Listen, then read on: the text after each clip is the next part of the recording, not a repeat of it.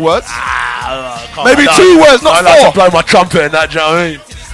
In my last fight, I had to watch my weight. I'm eating too much, even though I'm a heavyweight. Hey! I'm on time and I'm never ever late. I'm hustling hard so I can go on and be a great. In JD, chilling with my mates. I stay low key, never ever moving bait. Keep it calm, ring the alarm. Man chat, get slapped with my palm. Hey!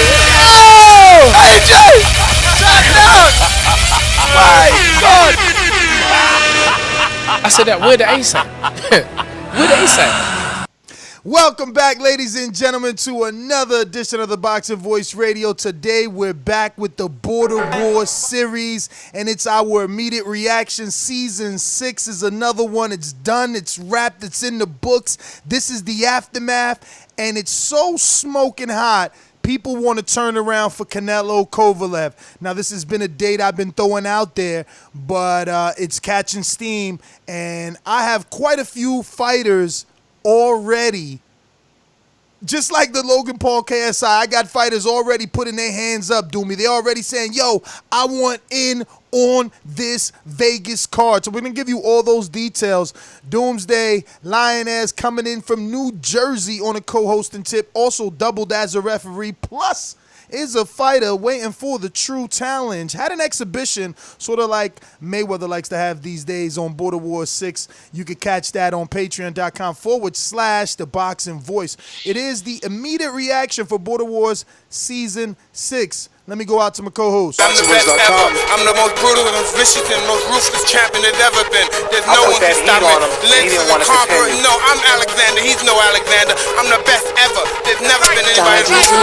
I'm Sonny Liston. I'm Jack Dempsey. There's no one like me. I'm from Nairclaw. There's no one that can match me. My style is impetuous. My defense is impregnable. And I'm just ferocious. I want your heart. Get up! Boxingvoice.com.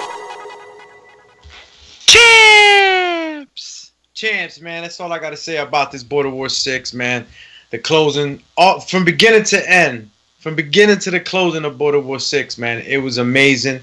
I am privileged to be the referee for the Border Wars series, man, and I'm just very privileged, man, because every time it never fails.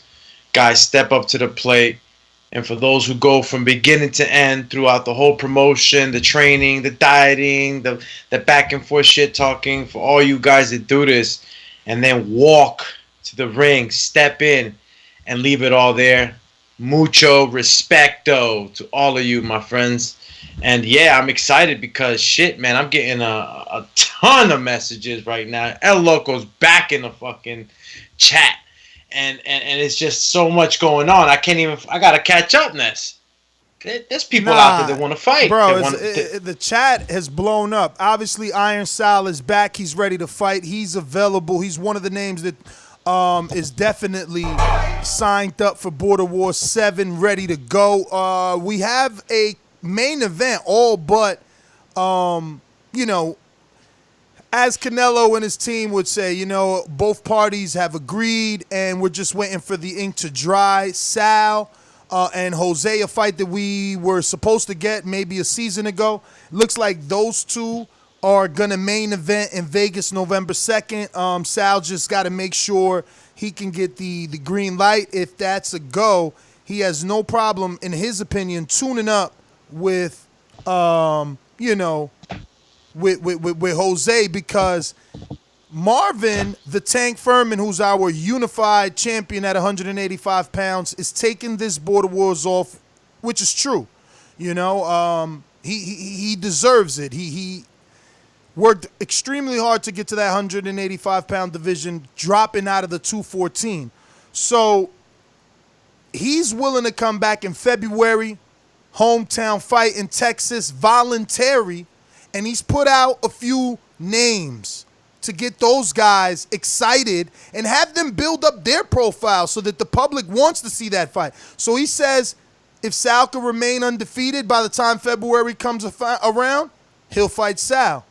If it's Jose that wins, he'll fight Jose, but he feels Jose will retire. He feels Jose will retire than rather fight Sal. And then, rather fight himself as Marvin, right? And then also he threw in Danny Canelo Swift Alvarez, who lives in Vegas. And it's a voluntary, right? So nothing could be said. He wants to fight guys in his division. They're all guys in his division. One of those guys is 3-0. Another guy is 1-0. And let me see. So Danny's 1-0. Jose's 3-0. And Sal's also 1-0.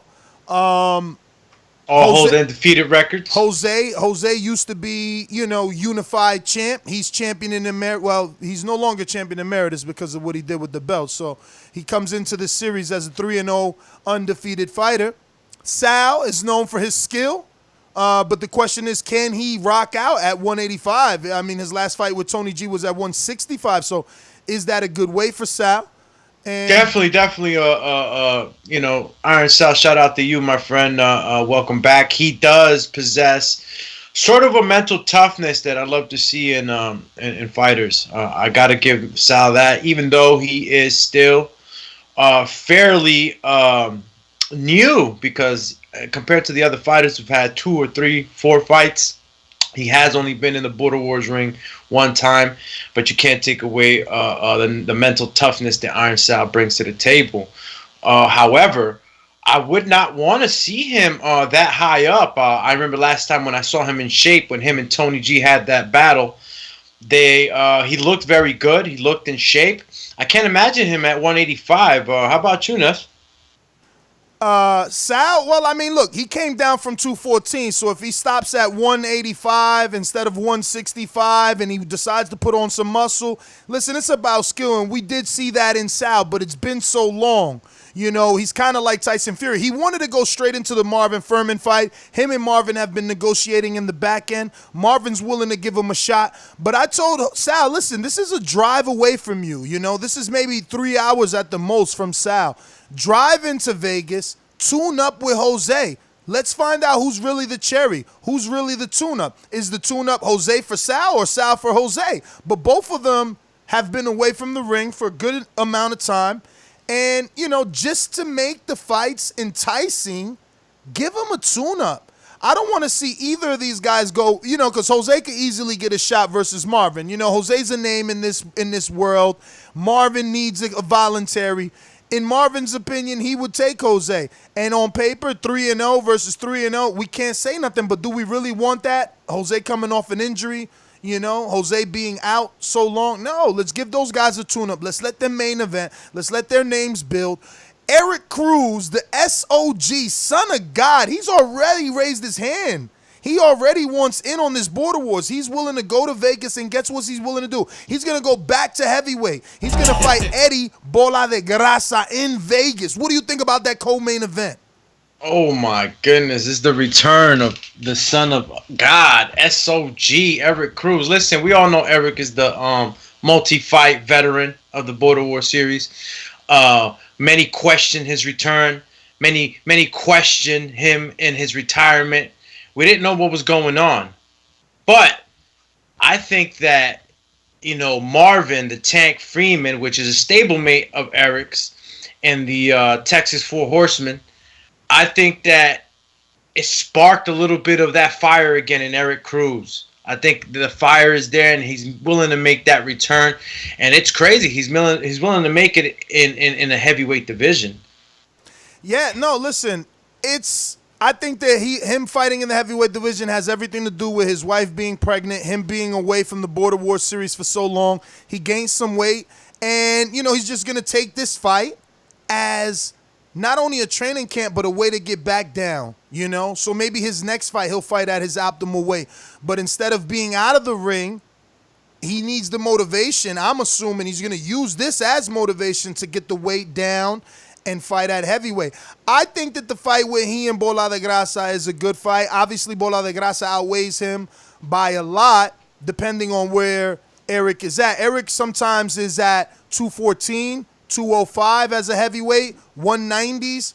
But for Bola de Grasa, which translates to ball of grease or ball of fat, like, this is his motivation. He knows Cruz is no Mofongo. Not to take anything away from Mofongo, just that Cruz is known to be a power puncher.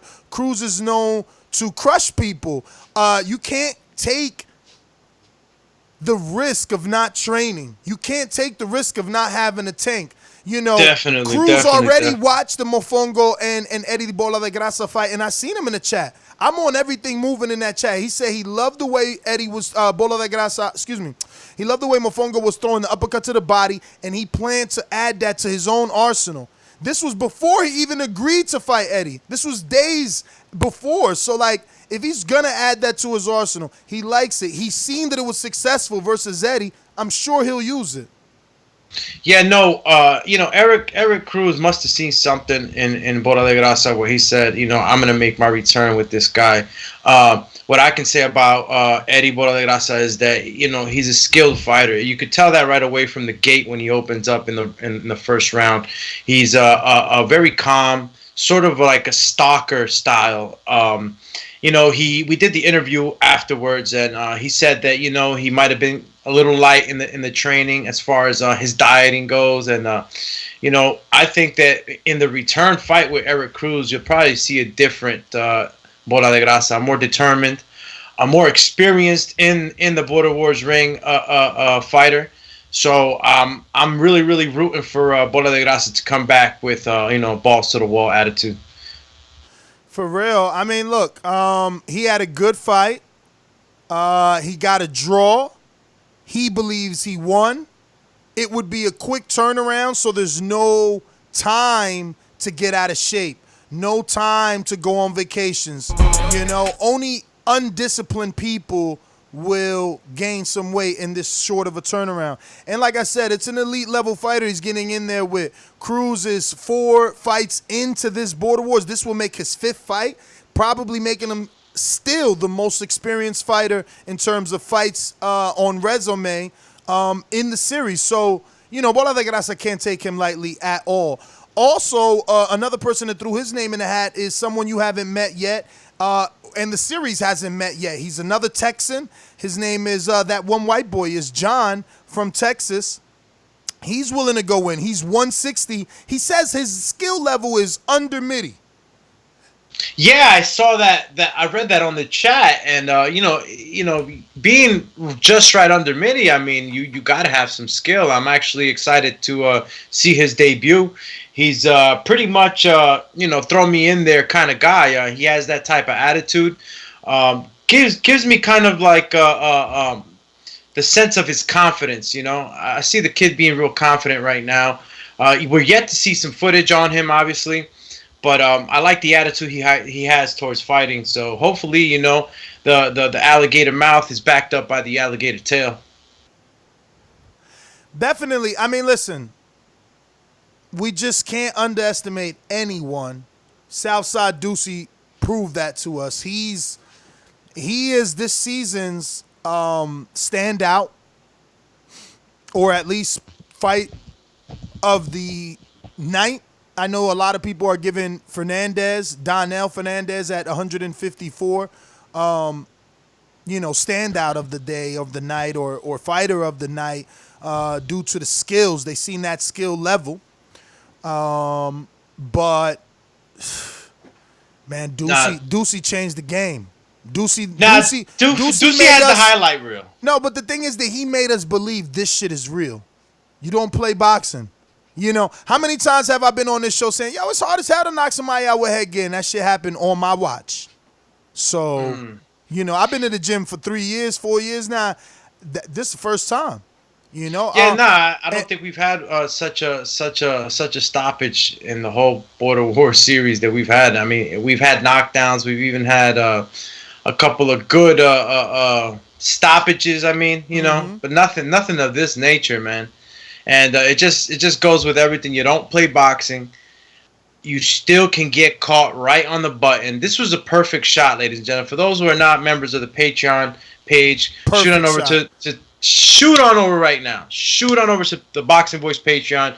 Check out this Border Wars 6 series, and with your with your $5 cup of coffee or your support, you can go ahead and watch all the other 5 remaining Border War series, Yeah. all the way from 1 all the way up to 5. All you got to do is stay up all night, man. You could take your $5 and watch 3-4 years worth of Patreon footage. But do me, I hate to steal the wheel from you to drive the car. I just want to ask you a question. As a man that's been in the ring with Coach Smitty as an exhibition and once as a fight, you've watched some of his fights on White Collar Boxing. We just seen Southside Ducey. Should Mitty give Ducey some time to wet his feet at 160 before challenging him to defend that 160-pound title? We all know Mitty is the uncrowned king in that division. Belts were made to be defended. But, I mean, you know, Ducey was honest with us. He never fought before this. He put his best foot forward, and he showed that, you know, once he sets his mind to something, he can do it. And he's looked great, and we all love how great he's looked. But should he be rushed into the Mitty fight? Man, look, I'm going to be super honest right now, okay? I've stepped into the ring with Mitty twice, and I've seen what type of fighter Mitty is. As you mentioned, he's fought, you know, in the UK, multiple fighter, very experienced. You know, all I can say to Southside Ducey, there's no rushing things. You can't rush greatness. If we would have rushed Floyd, he would have been in trouble. If we would have rushed Canelo, he would have been. Don't rush it. Coach Smitty is a very, very formidable opponent, experienced, his timing and distance, and whenever the hell he turns up his switch, he's like a fucking bumblebee on top of you, okay? I caught a right hand from Coach Smitty, had me leaking, all right? You could go check that out on Patreon. But I wouldn't recommend Southside Ducey going that route just yet. You know, he's right now he's riding high, you know, on this win, especially in the in the manner that he stopped his opponent. I feel like he should just work his way into those skill sets and experience, moreover than anything, and then go ahead and go for the 160-pound crown.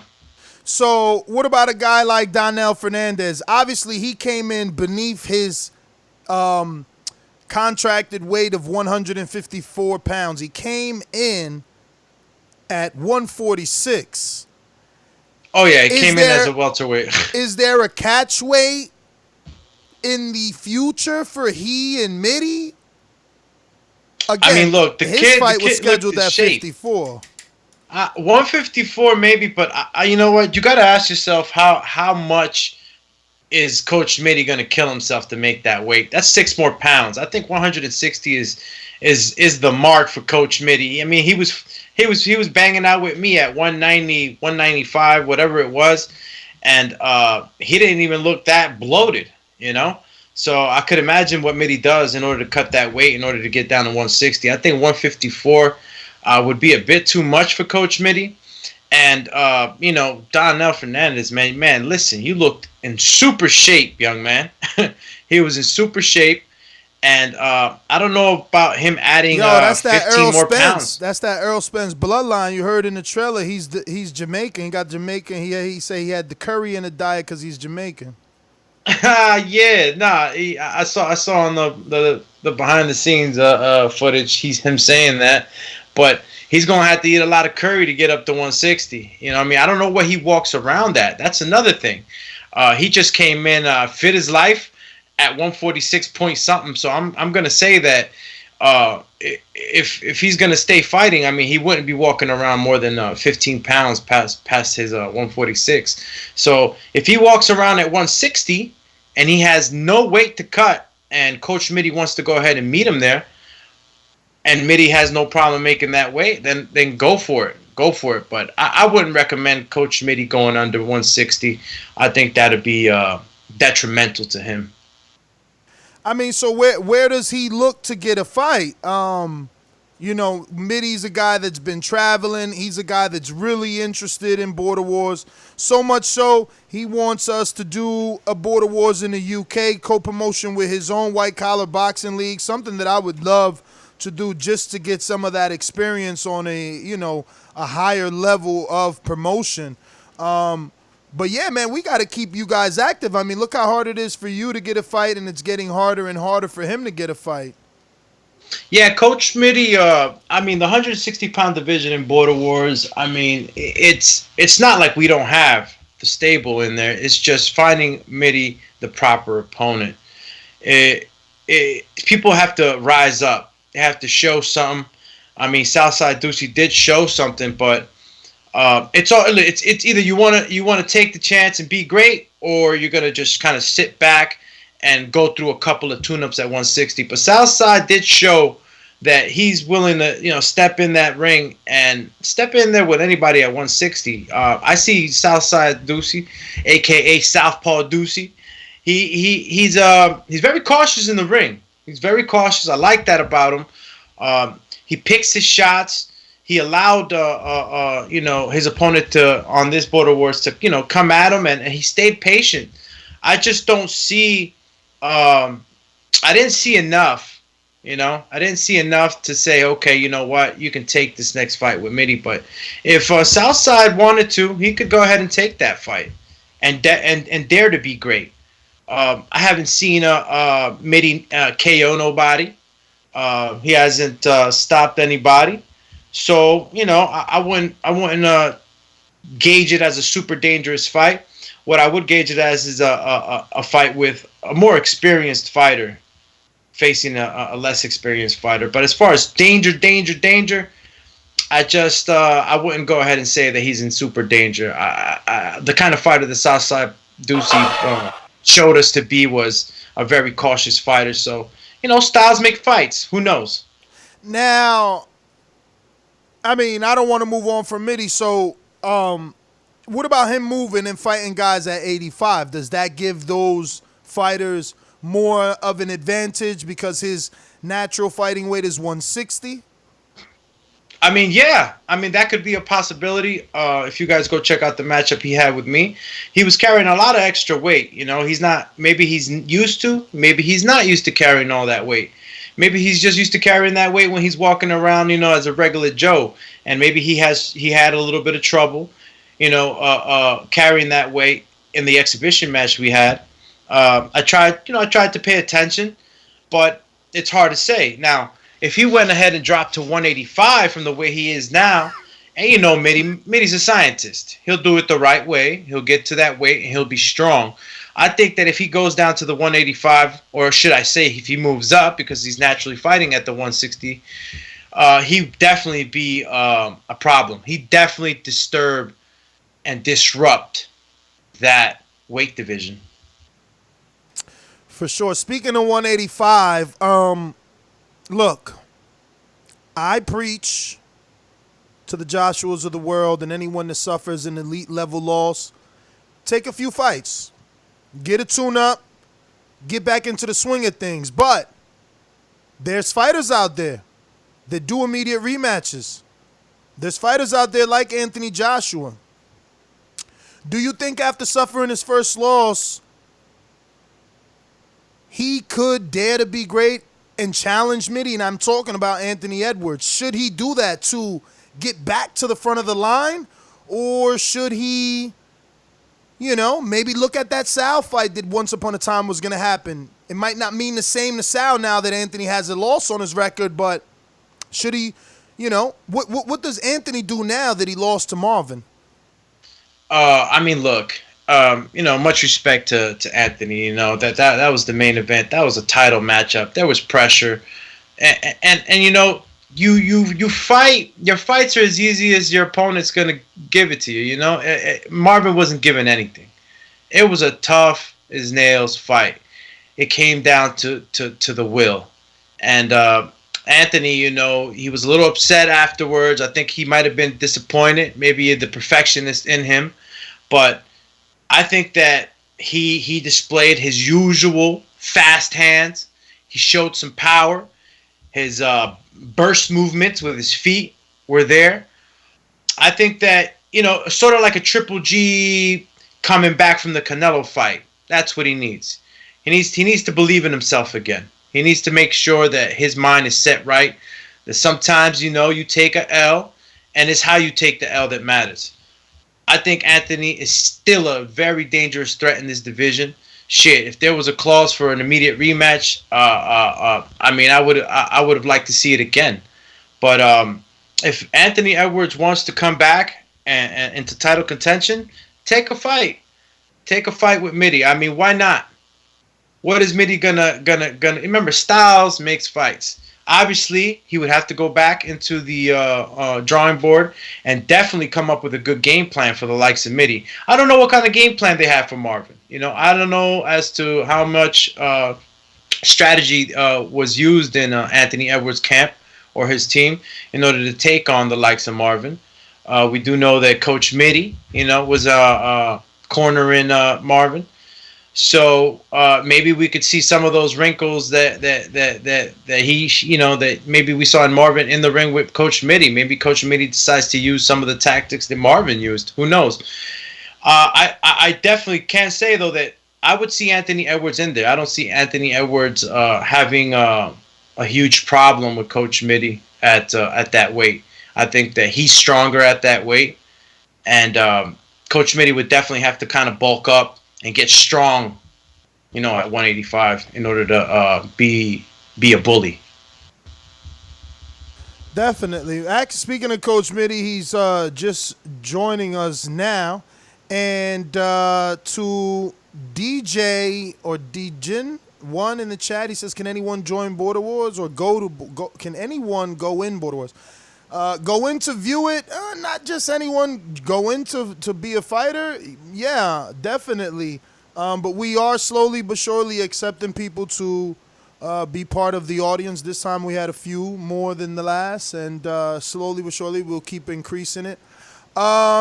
Mitty, man, I want to get you on this. Obviously, you play a major role, but, you know, the friend in me feels like, you know, you're spending money and you're not getting the opportunity to showcase your skills. Do you see anyone emerging from this Border Wars 6? Can you see someone possibly, you know, having the skill, will, and heart to challenge you? And are you of the mindset like myself? Do you think that a guy like Dazn could be a possible opponent and just needs a few fights to get that confidence in himself? What's your thoughts and how are you doing? Hey, Ness, can you hear me? Loud and clear. Absolutely. All right, Doomsday. How you doing, champ?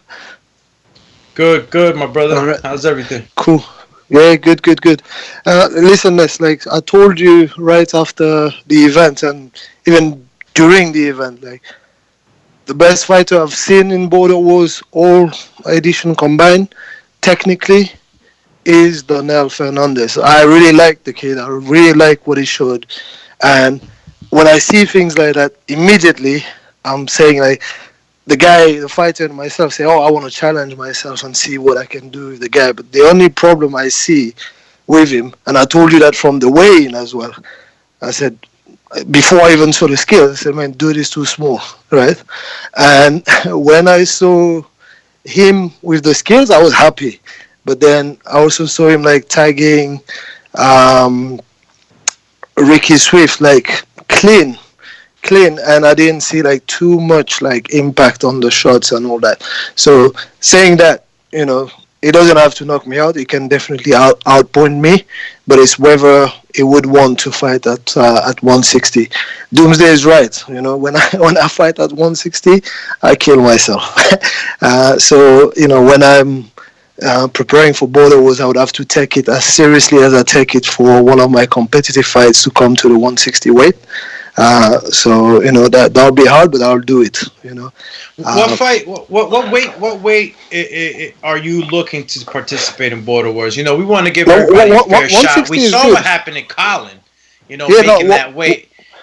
160 is good for me. I can make 160, right? Like the only time I never made weights is with JD, and I wasn't 190 or 180 or like he's saying, right? I was supposed to be 160 on the night, and I told him before that, you know, I was injured during camp, but I wouldn't drop out. But you know, it means that I can't make weights at 160, and I'll be around like 168. I was like 170 at the weigh-in actually, but he's saying 180 because he thinks that rightly so, that I had rehydrated probably to 180 for the next day, right? So, by the way, I was 170. Like, but So other let, than injuries, let me jump in. I make 160 easily. Let me jump in, right? Because you Yeah. know that JD's been wanting the rematch, but I seen that ass kicking too wide. But maybe we can do like a 2-fight war deal, you know, where you do give JD the rematch. He gets the opportunity to see if he can get back into this world. And Fernandez has 2 camps to gain a little bit of muscle, you know, instead of just body fat to properly prepare for you, right? You know, I can do that too, right? You know, I have mad respect for JD, for like what he's achieved. I've never turned pro. He's turned pro. He's had like 10 fights on his record. So who am I to say, no, I won't fight you because I was too good for you or whatever. He told me that, hey, he overlooked certain thing. He went in with the wrong game plan, blah blah, and he could do something else. And I did tell him But does after it the fight, yeah, I'll excite do you it. though? But does it? I It need doesn't to as say much. this. I know you know all the rules, but there's people that you know they're Yeah, yeah. listening, they're slowly joining, and this Yeah, is something that you're doing out of your pocket. You're traveling from the yeah, United Kingdom, so again, yeah. is it worth it to you? Do you think that if he really gave it 100%, he can challenge you? I find it challenged me, yeah, but I don't think it beat me. I find it hard for someone to completely change the game plan. I don't think it was just the game plan. I also thought there were other stuff like hand speed play a part into it. I know that, you know, all I have to do is stay in random exchange and I should be catching him with more shots because I let my heads go a bit faster than him, right? So at least that would be one of my game plan to go in there and outpoint him again. It doesn't excite me as much as someone new, right? Because someone new is a completely new challenge. Donnell is the skill, and Ducey is the power. Damn, my Skype crashed. Why my Skype always doing that? Computer probably getting old. Mitty just will call back in. Damn, I thought you was mixing over there. Ever one, ever two. Yo, Coach Smitty, he just finished saying that, you know, Donnell's the skill, Southside got the power. But Southside is already at 160. Yeah. You know, I Southside's just think already for at 160. Southside, we got to give him time. And for Fernandez, give them 2 fights, not 1. Mitty is top of the door. You know, imagine you give Southside 2 more and he ends up being 3-0, 3 KOs. Like, then there's nothing to worry about. You lose to Mitty is like losing to Mayweather at this point. You know what I mean? Same thing for Fernandez. For Fernandez, he can step up, I think, to JD. JD is saying, look, overlooked Mitty. JD is saying Mitty was heavy. JD natural fighting weight is 54. That fight like that. That fight makes more sense. We saying Donnell looks the best in Border Wars history. We saying you got viewers writing in the comments, is that boy a pro? Well, let him go up against a pro. And let that pro who feels he's been wrongly done, feels he's been misjudged, seek redemption. Most definitely. JD is a skilled fighter. You know, his accolades that he's attained, you know, in the pro realm and everything else can't be denied. I think JD might have just taken it lightly. Maybe, you know, him being an ex-pro and having the skills that he has, said, you know what, let me just walk in there like it's a regular day. But, you know, the truth, you will be found out in the ring. You know, you will be found out. The gas tank goes, you will be found out. If you haven't been practicing technique and your head movement not right, you will be found out. The truth comes out in the ring, man. I can't say much as to what he was doing for these fights that he had in the Border Wars series, but I can definitely tell you that it might have not been the best camps he had. He might have not taken it as serious as he should have. And I think that something's eating up JD now. I think that something's waking up in JD. That competitive spirit is awoken, and he really wants to go get it. So a fight with Donnell would actually be great. You know, they're both within the same weight realms.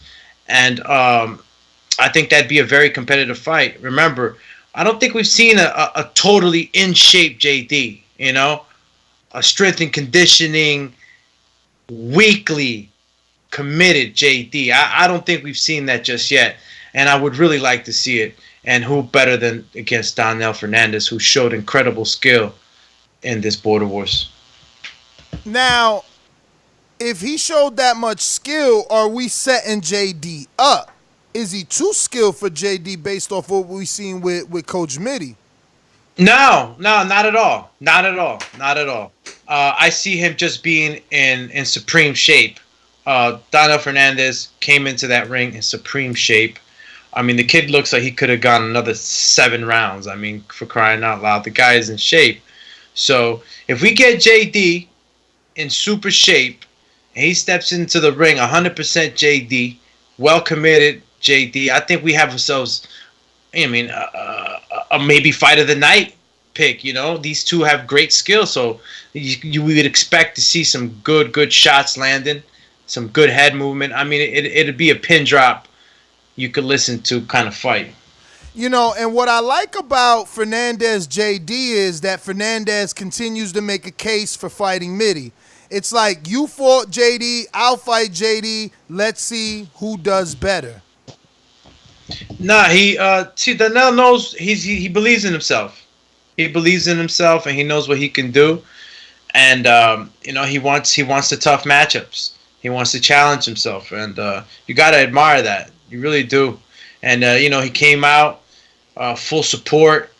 Shout out to his friends and fam that came through to support him. I mean, they came through with the bandanas, Julio Cesar Chavez style. I mean, great look, and an even better look in the ring. So, you know, Donnell's riding, you know, the full confidence he right went now. no shirt, too, for the intimidation. Like, check out my 8-pack, chant. Yeah. There were some Border Wars contestants that did come into the ring no shirt. You know, they worked really hard for their Adonis figure. And they went in there, you know, and showed it off, man. And Daniel Fernandez definitely makes the case for one of the most in shape contestants that night. He definitely took it serious, man, and it showed. Yeah, we got Mitty back. Let me just go back to him to finish it up. Mitty, what's going on, brother? Sorry you dropped off, but you know, we're thinking, and since the JD fight doesn't entice you, maybe him going into the Fernandez fight first to give Fernandez time to prepare for you, and also it's a barometer fight. It's like, look, you fought, you know, JD. He can fight JD, and we can see exactly where he's at. And is he on your level? What do you think? Yeah, that's cool with me too. You know, I told you I'm not complicated, man. So, but what do you got? What do you do in the meantime? Then what do you? Then it has to be Ducey, right? So if it's not, but you presented me with like two options or maybe 3 options, right? You said like Donnell, Ducey, or go up at 185 for Ant, right? So all 3 options I'm cool with. Yeah, I don't know, man. I mean, that's just me talking, right? We don't know where Ant's at mentally. Is he ready? I mean, does he wanna just jump to the front of the line? Because a win over you definitely is jumping the line, but you know, a loss back to back. I mean, who's calling out Mitty, man? I mean, isn't No that one. one white boy calling out Mitty? There's that guy, one white boy. Yeah. Did John. he call you out for real?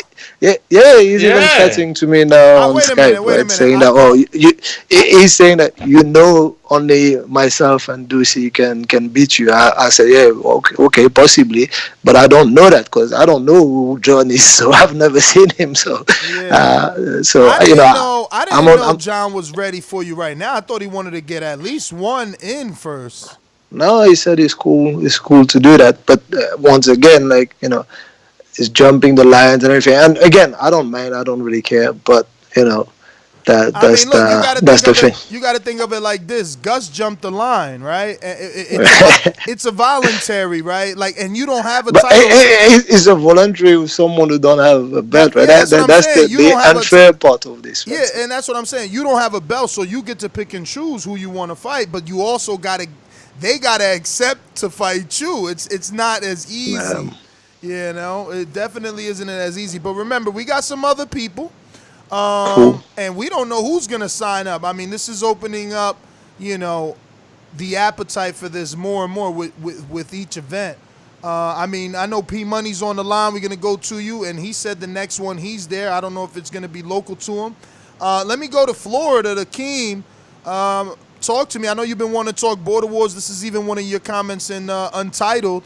And once upon a time, you wanted to join, brother. So what's going on? What did you think of Border Wars 6? Immediate reaction. Oh, what up? What up? Give me 1 second. Hold on.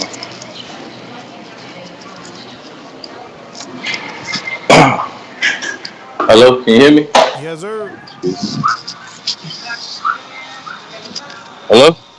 Yeah, man, we got you, hear King. Oh, okay. I couldn't hear y'all. My bad.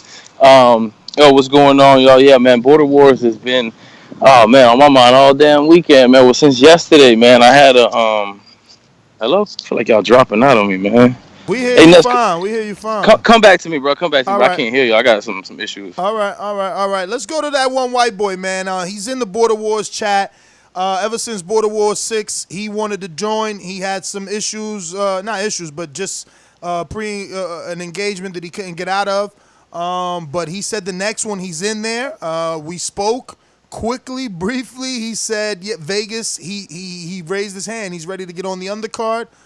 And now I'm hearing he's calling out Mitty. So, man, let's bring him on. John, what up? Yo, y'all hear me or what? I'm in my car on my Bluetooth. Yeah, Bluetooth, Nah, we got you. Bluetooth sounds like you're inside of a can, not really a car. What's that? Yeah, I mean, the Bluetooth is making you have the Mickey Mouse voice right now. I mean, right now we need you to be intimidating right now. Okay. Y'all hear me now? Yeah, there you go. Yeah, there you go. Now you sound like a fighter. Yeah, there you go. All right. Well, yeah, I'll fight any of those dudes. I already said I would. And I've already told all on the chat, so ain't nobody raised their hand yet. So, I mean, because the thing is, we pride ourselves on good matchmaking. Yeah, for sure. I wouldn't throw myself in there with somebody I would piece up easily, and I would more put myself in a position for me to get knocked out and for me to try to make somebody else look little. You know what I mean? Meaty's the top. Him and Southside Ducey has God-given power. He just showed that the other day. If he's really being honest, he's been boxing for 5 weeks. He might have been throwing the gloves on for 5 weeks, but that fool's definitely been in it with a few different people, bro. Like, you can already tell. Like, the fool hadn't been training 5 weeks for boxing. He's been in it, bro. He's been in the shits since he was a kid. Yeah, bro. Nah. You don't just hop in a ring and step back, knock somebody out like that. Nah, that's God. Yeah, bro. What do you mean, though? He ain't no ringer, man. He ain't no ringer. Listen. He might not be a ringer. I'm just saying, like, he's got God-given ability. He's athletic. He's about that. He's got it, bro. That's what it is. God-given, yeah. I thought you know. I'll fight him, too. I don't care. I've got God-given ability as well. I've never competed either. And I'm calling out Mitty and Southside Ducey. I'm with the shits. Well, hey, listen, we pride ourselves, like Ness said, on the matchmaking. So it's fair for everyone. But, one of the prerequisites is to, hand in footage and allow us, the matchmakers, to kind of gauge for the safety of everyone. Sparring footage. It's whatever. I'll throw you some sparring footage this week. I'm busy. I got work. I'm working out of town. I'll head over to get some sparring footage. Perfect. And I'll throw it in there. That's perfect, but regardless, that's all we need to hear from you, man. You're not just a talker. You about this. Yeah, no, because that's what Mitty. Well, I already sent footage in. That's what Mitty. But it wasn't a full sparring match. I got you. I picked it up out of it, but. I didn't get a chance to take a look at it, and that's probably has that in the archives. It was like a highlight reel. I made a little highlight reel of some of the footage he sent. He didn't send anything too long. You know what I mean? No, I didn't send anything too long. You got full fights. You got full fights of Mitty out there, and that's what I'm saying. For Mitty and for guys like Doomsday, this allows them to challenge themselves. A young guy that's not afraid and believes he can win. So give us a little background. Doomy looked nice, pressure, and that was nice. He was moving. I didn't think Doomy could move like that, but he's had amateur fights. Doomsday's got amateur fights. He knows what it's like to hop in a ring and to fucking be like, you know what I mean, to grab your nuts. Yeah, definitely, bro. So he knows exactly what it is. He knows how to hop in the ring and say, no matter what happens, it just is what it is. Either you bitch out or you just step up. But give us your background, bro. Like, so how long have you been sparring? What's giving you the confidence to go in there with a 7-1 champion in white collar boxing and a guy that was able to handle, Doomy? because I have nothing to lose, bro. Right after this, I'm doing the same side Ducey's doing. I'm going to the amateurs. I've already got a plan going. I found you guys. I was like, fuck it. Called out the best dude in the building. Hey, if he pieces me up something serious, I shouldn't be in this sport. He's 12-1. I shouldn't be in this sport. What do you mean? That's just how I think about it. Hey, no, listen, I'm not, just get us a little bit of footage, but we love it. That gives him. Well, wait a minute though. I don't think, Mitty, are you cleared for November? I thought that was too quick a turnaround for you. Yeah, November is not possible, right? Yeah. I'm fighting on the 30th of November as well. So he'll be 13-1 next time you see him. Maybe. He's good, man. He's good, but he's beatable. He's a man. He can be cut. He's a man, bro. That is true. He's a man. And I will be training properly. John, I'm good, no problem. But I'm all friendly and all this. But when we're in the ring, my motto is that we're not friends. After that, we're cool. Yeah. I mean, I expected the same thing. Like, it's cool. Like, you know what I mean? I want the fight. I know I got to get in line. But when the bell goes ding, it is what it is. I'm trying to knock you out. Whoa. Well, if you're trying to knock me out, I'm trying to knock you out. This is the name of the game. That's true. That's true. This the business right here. And it's hard to knock somebody out with headgear on. So that's how I know Southside Ducey would be amazing to get in there with. You know what? The thing about the headgear is that it doesn't cover your chin. All right, so that's where he got hit. He got touched right in the button. Ain't no way around that. Damn, it could have been. Man. It could have been Klitschko getting punched by Southside Ducey. You get hit on the button, your knee touching the canvas, man. Yo, we need to definitely update the Border Wars page, man. These pictures, Jose trying to keep himself on the pictures. What's up with that Loco, man? What is he doing? He don't want to be forgotten. He don't want to update the page, but come on, Loco. Legends are never forgotten. Sign-ups is live. We're ready to go. We got very short amount of time for this specific turnaround. So if you're serious, the link is in the chat. We're fighting in Vegas. It's going down. That one white boy needs a fight. Ducey's not available. Neither is Mitty. 160-pounders. Step up. We got a debut. We're waiting a debut.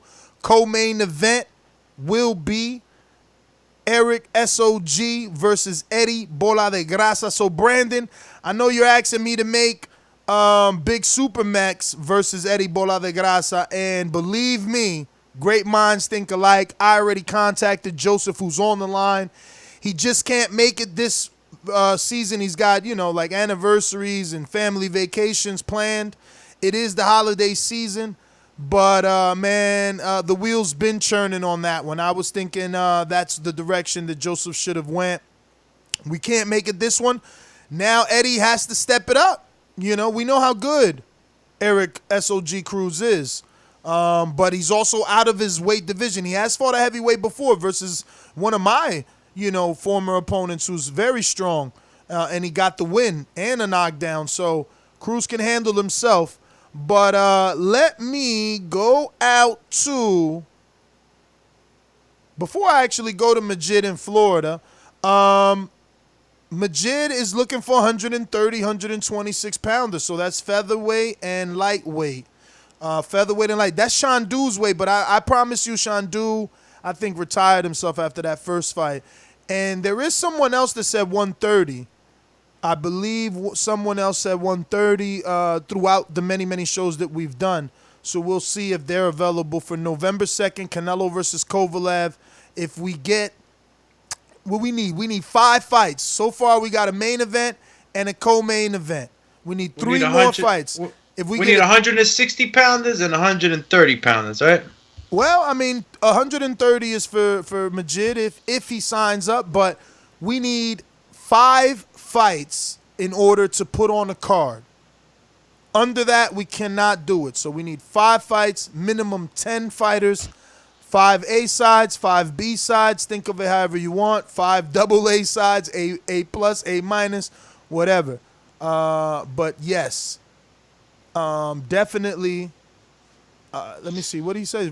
Thanks, Ness. I put it on my home screen. Salute. What did you? Oh, he put the Border Wars. All right, thank you. Yeah, the Border Wars link. Thank you. Share that link, man. Let's see who wants to sign up. Let's see who's gonna get this thing going.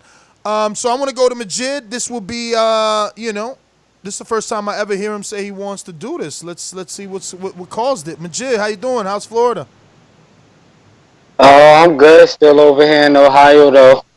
But, Okay. yeah, man, I just been hitting that chat line up, seeing if y'all had anybody around.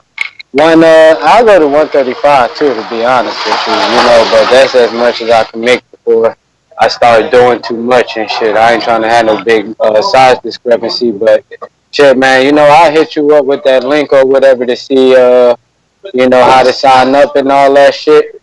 And then big up to everybody that fought in that shit, because it's one thing to get on here and give your opinion and talk shit about who bitches and this and that, but when you get in there and you throw those hands, you got to get them the respect, so respect to everybody that did it, especially your host.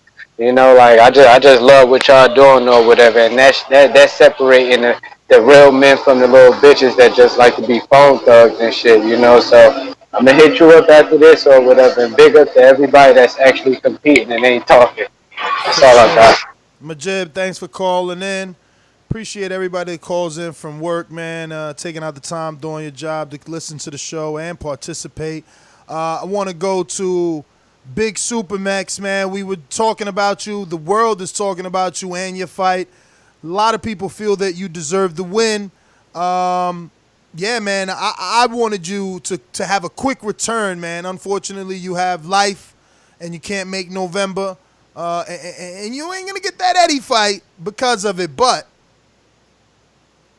talk to us, man. Wait, where's this? Oh, I keep forgetting that I got you in the hosting. Boxingvoice.com.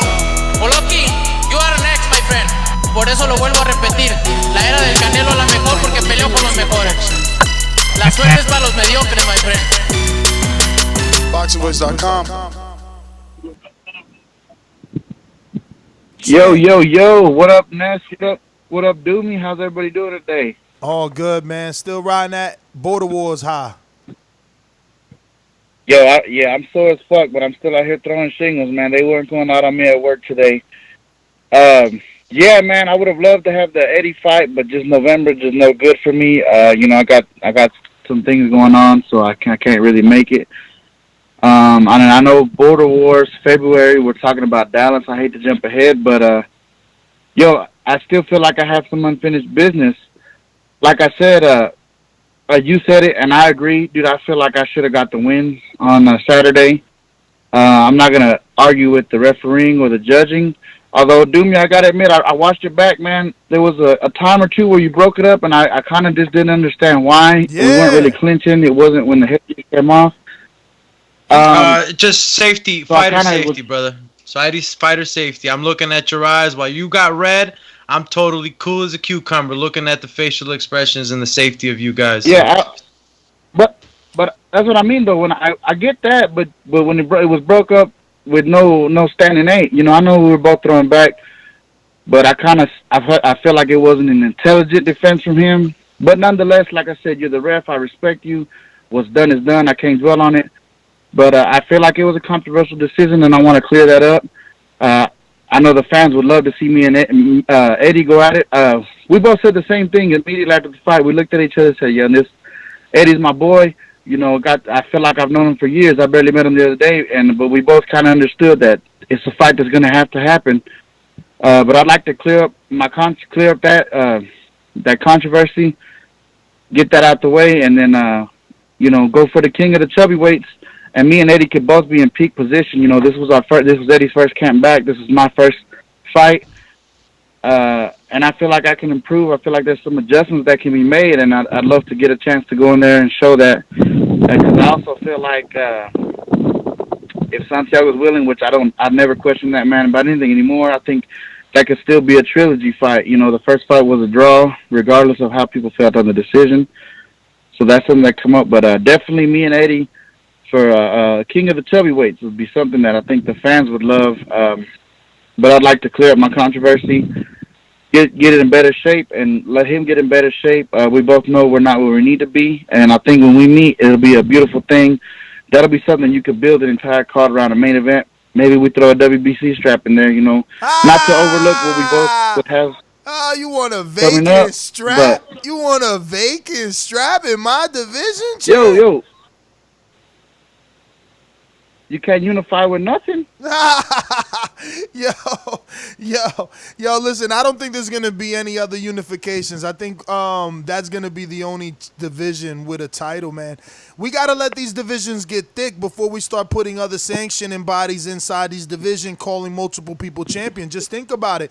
If we don't control it, it will run crazy. That's why the WBO that's vacant hasn't been put on the line, and the IBO that's vacant hasn't been put on.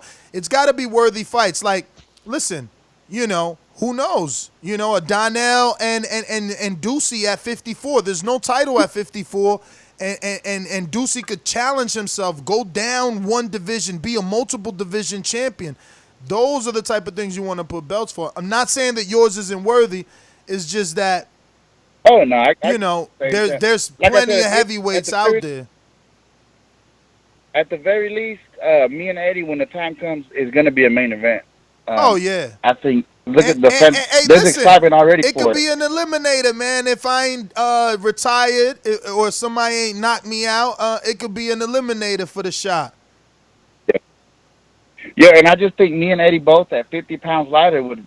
Dude, it'll be, you know... amazing. Look, man, I see a lot of flaws in myself still. You know, I feel like I won the fight, but I feel like I can improve a lot. And Eddie's got a lot of good skill. You know, I need to be at a better skill level, get some real training in before, you know what I mean? Because I think he's only going to get better now that he's back active. I feel like I'm only going to get better. But I got to get with the training. Mofongo saying, looks like we all have unfinished business, because I'd love to run that shit back with Bola de Grasa. That's what I'm talking about. Dominicanos. That little 4-man tournament. Remember I told you? Yeah, I know, man. Y'all freezing me out. They freezing me out like AJ. They got their own thing going on. Yeah. But hey, that's a nice little 4-man tournament, because Mofongo and Santiago also have unfinished business. You know, there's a lot to go around that little round robin, man. And like you said, you want us to earn the shot at you. What better way than to knock each other off, and whoever's left standing gets the shot at the champ, right? Yeah, definitely, bro. Definitely, man. Listen. Yeah, I'm sorry. Next one, guys. To everybody, I hope you enjoyed the show. I hope I lived up to my word and put on the show. Like I said, I feel like I won. I'm sure it like, but we'll see what happens. But unfortunately, I won't be in Vegas. But February, Border Wars 8, Supermax will be back there, man. For sure, champ. Thanks for calling in. Keep working, Supermax, man. You and Santiago, man. Especially you, because I never saw your gas tank was definitely there. Yo, it wasn't even questioned, right? Well, actually, there were some lows in his fight where he could have jumped on the action, but other than that, I don't question his gas tank, especially for a big guy. Bro, they threw more punches than any of the lighter guys. I think so. They threw a lot of punches. I was very much impressed with that shit. Yeah. For Fahim, he's saying who do we got at 140 and 147. Fahim is, I believe, the Atlantic City area.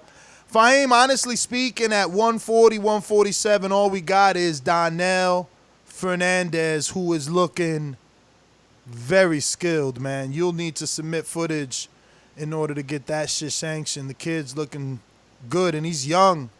I think you my age or maybe a bit younger. So, you know, we got us old guys, you know, we gotta match make properly, you know. Can't have anybody, especially after Ducey. Ducey woke us up. I mean, shit got real. Like, that was crazy, you know. So yeah, we gotta learn from our mistakes. We just want to keep growing it and get it bigger, you know. Who knows, man, 5 years from now, you know, maybe this is something like that UK thing that's going on over there. Not Middies League, but the other one, what is it, like Prize Fighter? Was like 3-round fights, tournament, something like that style? No? Yes? Maybe so? Yeah. So Mofongo wants his rematch, but he's saying Vegas is a problem, though. And with the turnaround, listen, I understand it, but, you know, it's not about catering to the current fighters. It's about taking it global, or not global because we ain't go out of country yet, but trying to go to as many states and locations as possible to give other people the opportunity to get on board with what it is that we got going on. Let me see who I got here. Let me go to Keem real quick. I know he's ready. Took a break from work. What's going on, brother? What's good? Y'all can hear y'all better now. But yeah, I was saying, man, Border Wars was amazing, dog. I was hooked on it all day yesterday. I actually had taken a drive from Orlando area down to Miami. I had a little job to do down there. So just, that shit kept me entertained all day while going down there and coming back and being down there. So it's just been fresh on my mind, man. And about signing up, I've signed up before. You remember when y'all was supposed to come down to Florida and do it? You know what I mean? I signed up and I was ready to go. I had got me a fight. I was training. The event ended up falling through. But, just the fact that you guys do it a lot. Aren't you low weight? No, man. I was scheduled to fight at 190 against Cuban Alex from Canada. Oh, yeah, I remember. He got injured, right? He got injured, and then y'all had me signed up to fight Santiago. I think at 200 because I'm like 215 now. I think I was about the same size at that time. How tall are you? Not very tall, 5'9", 5'10", depending on what pair of shoes I got on.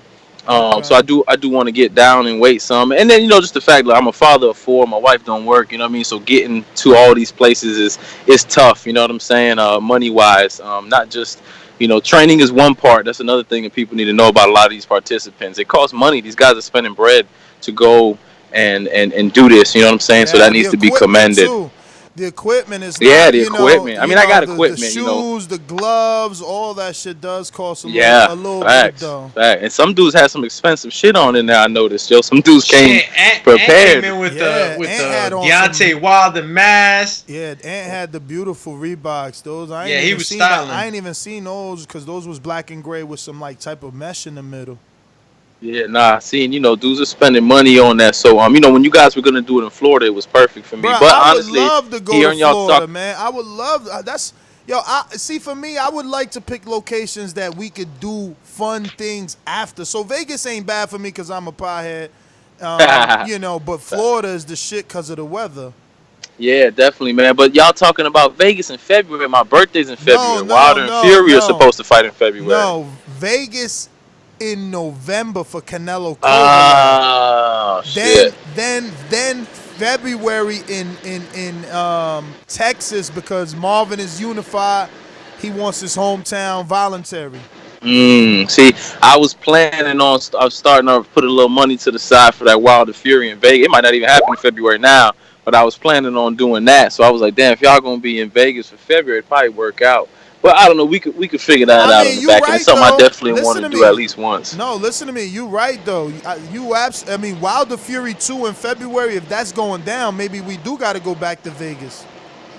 You know what I'm saying? I'm down for that, I'm man. not missing I plan on going out there anyway. I'm not missing that. Like I don't need to be live at Wilder Fury 2, but I need to be around good internet. Like I want to work, so. Yeah, maybe it makes more sense to be over there for that fight. Possibly, man. Possibly. But yeah, I just want to say, man, Border Wars 6, super entertaining. Every fight, dog, from Robert the Genius and Gregory Morgan in the first match all the way to the very end was entertaining as fuck. That knockout was crazy. And I tell you, I was in the car screaming at the top of my lungs. Like, you know what I mean? I was hyped, bro. I couldn't believe that shit. Super entertaining. I was very impressed, like everybody else, with that kid Fernandez, Donnell Fernandez. He looked like a pro almost. I mean, his skill level was through the roof, and I hope people don't watch that fight and think that guy Ricky's his name with the dreads. Yeah, they think Ricky he's sweet because he can fight. Bro, I could tell he could fight. He was just outboxed that night, but people might watch that and think, oh, he's sweet. I could beat him. He will fuck somebody up. I could tell dude can fight. Just Fernandez looked. And I'm glad Mitty got on here and said he's the best he's ever seen in Border Wars because I felt like that too, but I thought it might have been wilding. Like maybe I'm getting too into the moment, but he looked really, really, really good. Like I don't think anybody would probably reach out to fight that kid. He needs to. Y'all need to put him under the real TBV promotions and try to get him a pro fight. Dude was raw. I was very impressed with him. Supermax and Santiago, I think, had the fight of the night. I just heard Supermax not complaining, but just giving a complaint about the refereeing. But I agree with Doomsday because when I was watching that, I was like, yo, what are you supposed to do as a ref in that moment when two guys are standing toe to toe, wailing on each other? Nobody's really getting the better of the other, but they just fucking mollywhopping each other, bro. Like, what are you supposed to do? You know what I mean? So I probably would have stepped in and been like, all right, just take a break real quick. Because, yo, they was, I mean, toe to toe, two big dudes. No, we're talking about like unleashing 15 shots. unanswered punches on both. No, I mean, that shit was 15 crazy, punches bro. apiece. And they big guys. Those are big punches. Yo, Supermax knows how to use his weight, too. He kept getting Santiago in the corner and using that weight and just fucking, yo, them some big shots, bro. Them was some big shots. Those guys were throwing leather for real, man. That was an exciting-ass fight. And for two big guys to have that tank, man, to throw that amount of punches, yo, it was incredible, man. It's just, I'm trying to think of everything, man. It was so many fights. And Ness, I wanted to say this real quick as a consumer. I know I heard you say something about it, but just having somebody else to help you with the show, like you can't do everything yourself, you know what I mean? Getting the camera angles right, that's just kind of frustrating. When I'm watching you and Enrique and y'all are talking about the fight, I can't see the fight. Every time it got in the corners, we couldn't see. It was just a little frustrating. Yo, it's finances, really, man. That's why I told, like, we planning this next one, and we got it budgeted to get these two other pieces I need to add SDLR cameras to give us that wider screen shot, that wider shot, and not have any blackout spaces, man. But it's all finances, man. With each Border Wars, as you can see, is getting better. Like, I used to have to carry my mixer that I do the show every day with. I used to have to take it. Now we got one that's specifically for that. Like, little by little, it's getting in there. Progression. Exactly. That's all it is. Progression, man. We growing slowly but surely.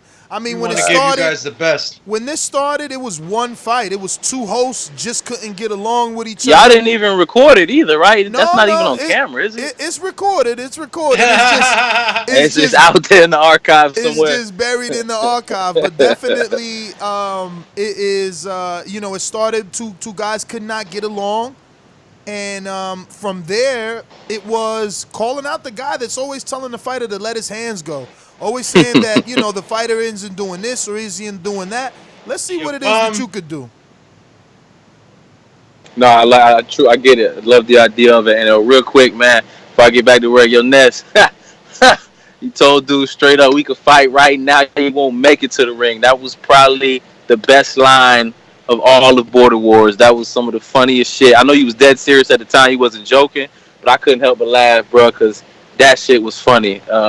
He just robbed me. Straight up. He just robbed me on my opportunity, man, and then try to come clout chase, man, because I wanted that fight, you know what I mean? And no, I know. Jose's a fucking troll. Jose loves that dude. That's fucked up, man. If Jose sent dude in there on some bullshit, I told him that because we don't know people's personalities. That's fucked up. Exactly. That's what I said. We don't know people's personality. What if that shit would have got out of hand? Bruh, and the owner of the gym. Yeah. I'm going to go to some other calls. The owner of the gym seen that shit. Danny texts me like, yo, I seen you was about to fight too. And I'm like, nah, man, I just had to kick somebody out. And, yeah, man, that wasn't cool because, he tried to play it off like the dude was entitled to be there. But the truth is he had a deadline. He didn't meet it to give the collateral. Then he asked for an extension, and he didn't meet that.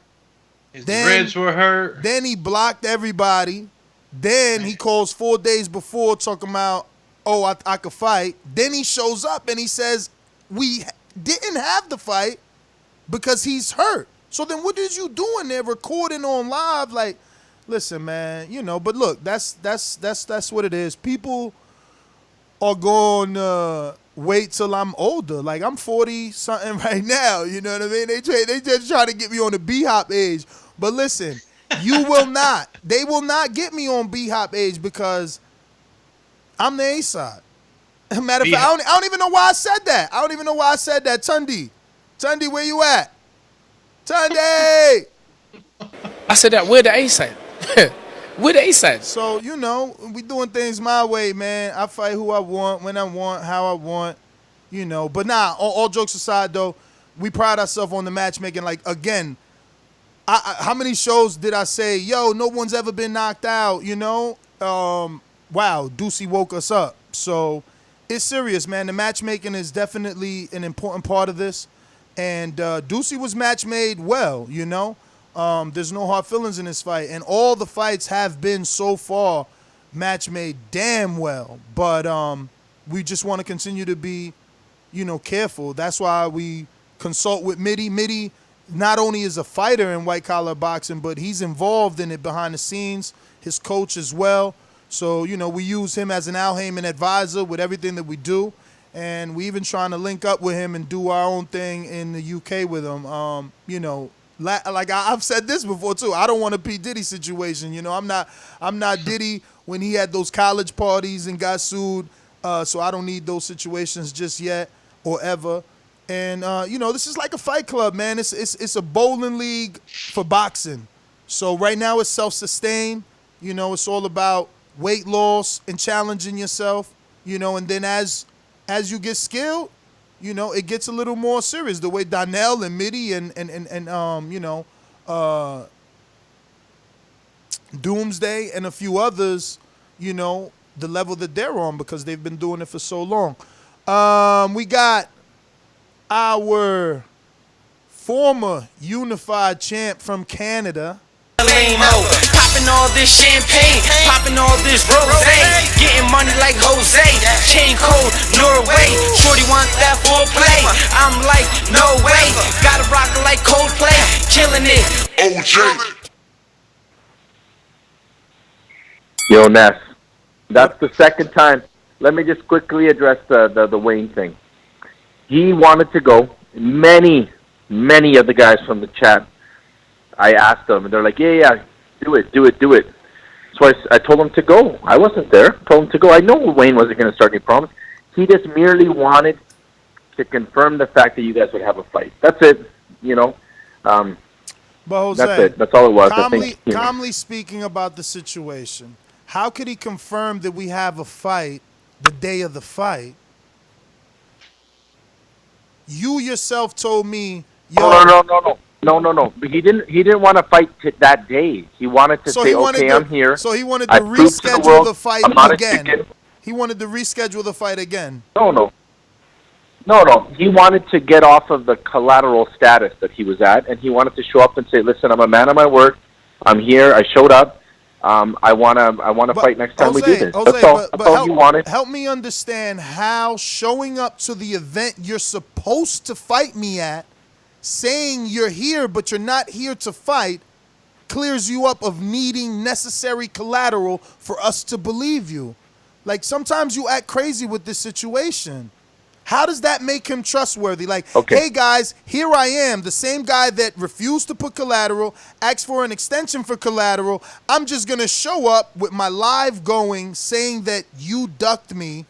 Come on, bro. You're still defending this dude, but whatever. That's what you do, man. I'm not defending it. Just saying that.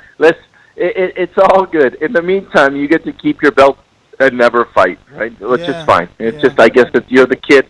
You're the kid who can't ball, but brings the ball. Hey, Jose, so you get to make the rules. Why is there no one else that feels like you?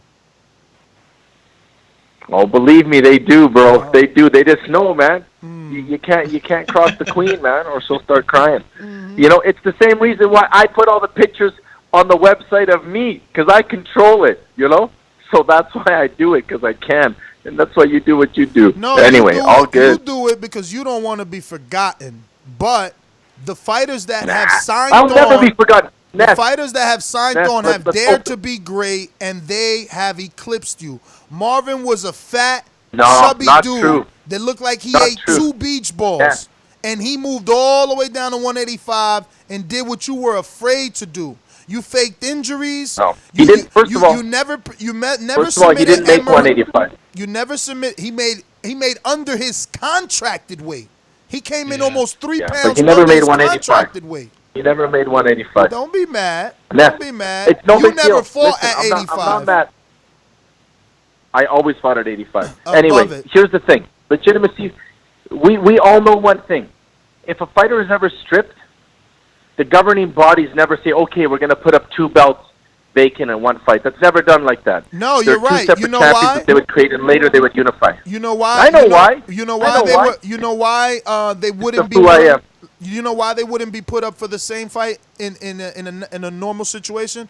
Because each sanctioning body is a separate one, right? But in TBV, you were the unified champion. It was your idea to try and force the Cruz and Anthony fight as long as you could get the winner. You just didn't think that. Okay, whatever. Yeah, Hey, exactly. let's just You water under didn't the think bridge. you didn't think Edward had As the it is- balls. You didn't think Edward had the balls, and he No. did. Here's the thing. Here's the thing, man. And I'm going to talk about the fights in a second, but just quickly say this. 2 minutes. I'm back in the chat 2 minutes, and guess who everybody wants to fight again? Me. They all want to fight me because they know I'm the greatest trophy there is, man. Not because and no you're one the can do it. trophy. Everybody You know just what? wants to shut you up, bro. Everybody just wants to shut your Oh mouth. no, because they can't. Because they can't. That's the beauty of it. And here's another thing. I'm gonna come out and be truthful here, man. After seeing the way Marvin and Ant fought, yeah, man. I don't want to part of either of those two guys. I haven't fought at that level, man. That's the truth. Like Cruz, he's not at that level. Let's keep it real. I'm not at that level, man. Like the way those boys were hitting each other, the size they're at, I'm not about to get a broken nose, man. It's not gonna happen. So I'm gonna go down to bum status, man. I'm gonna fight bums. I'm gonna fight Sal. You gonna take the Tyson Fury route? You know, those are. Yeah, I'm gonna go the bum route, man. I'm gonna go to guys I know I can beat. Cruz, no problem. I know I can beat him. Put him back in line. Ducey, got a lucky punch, my friend.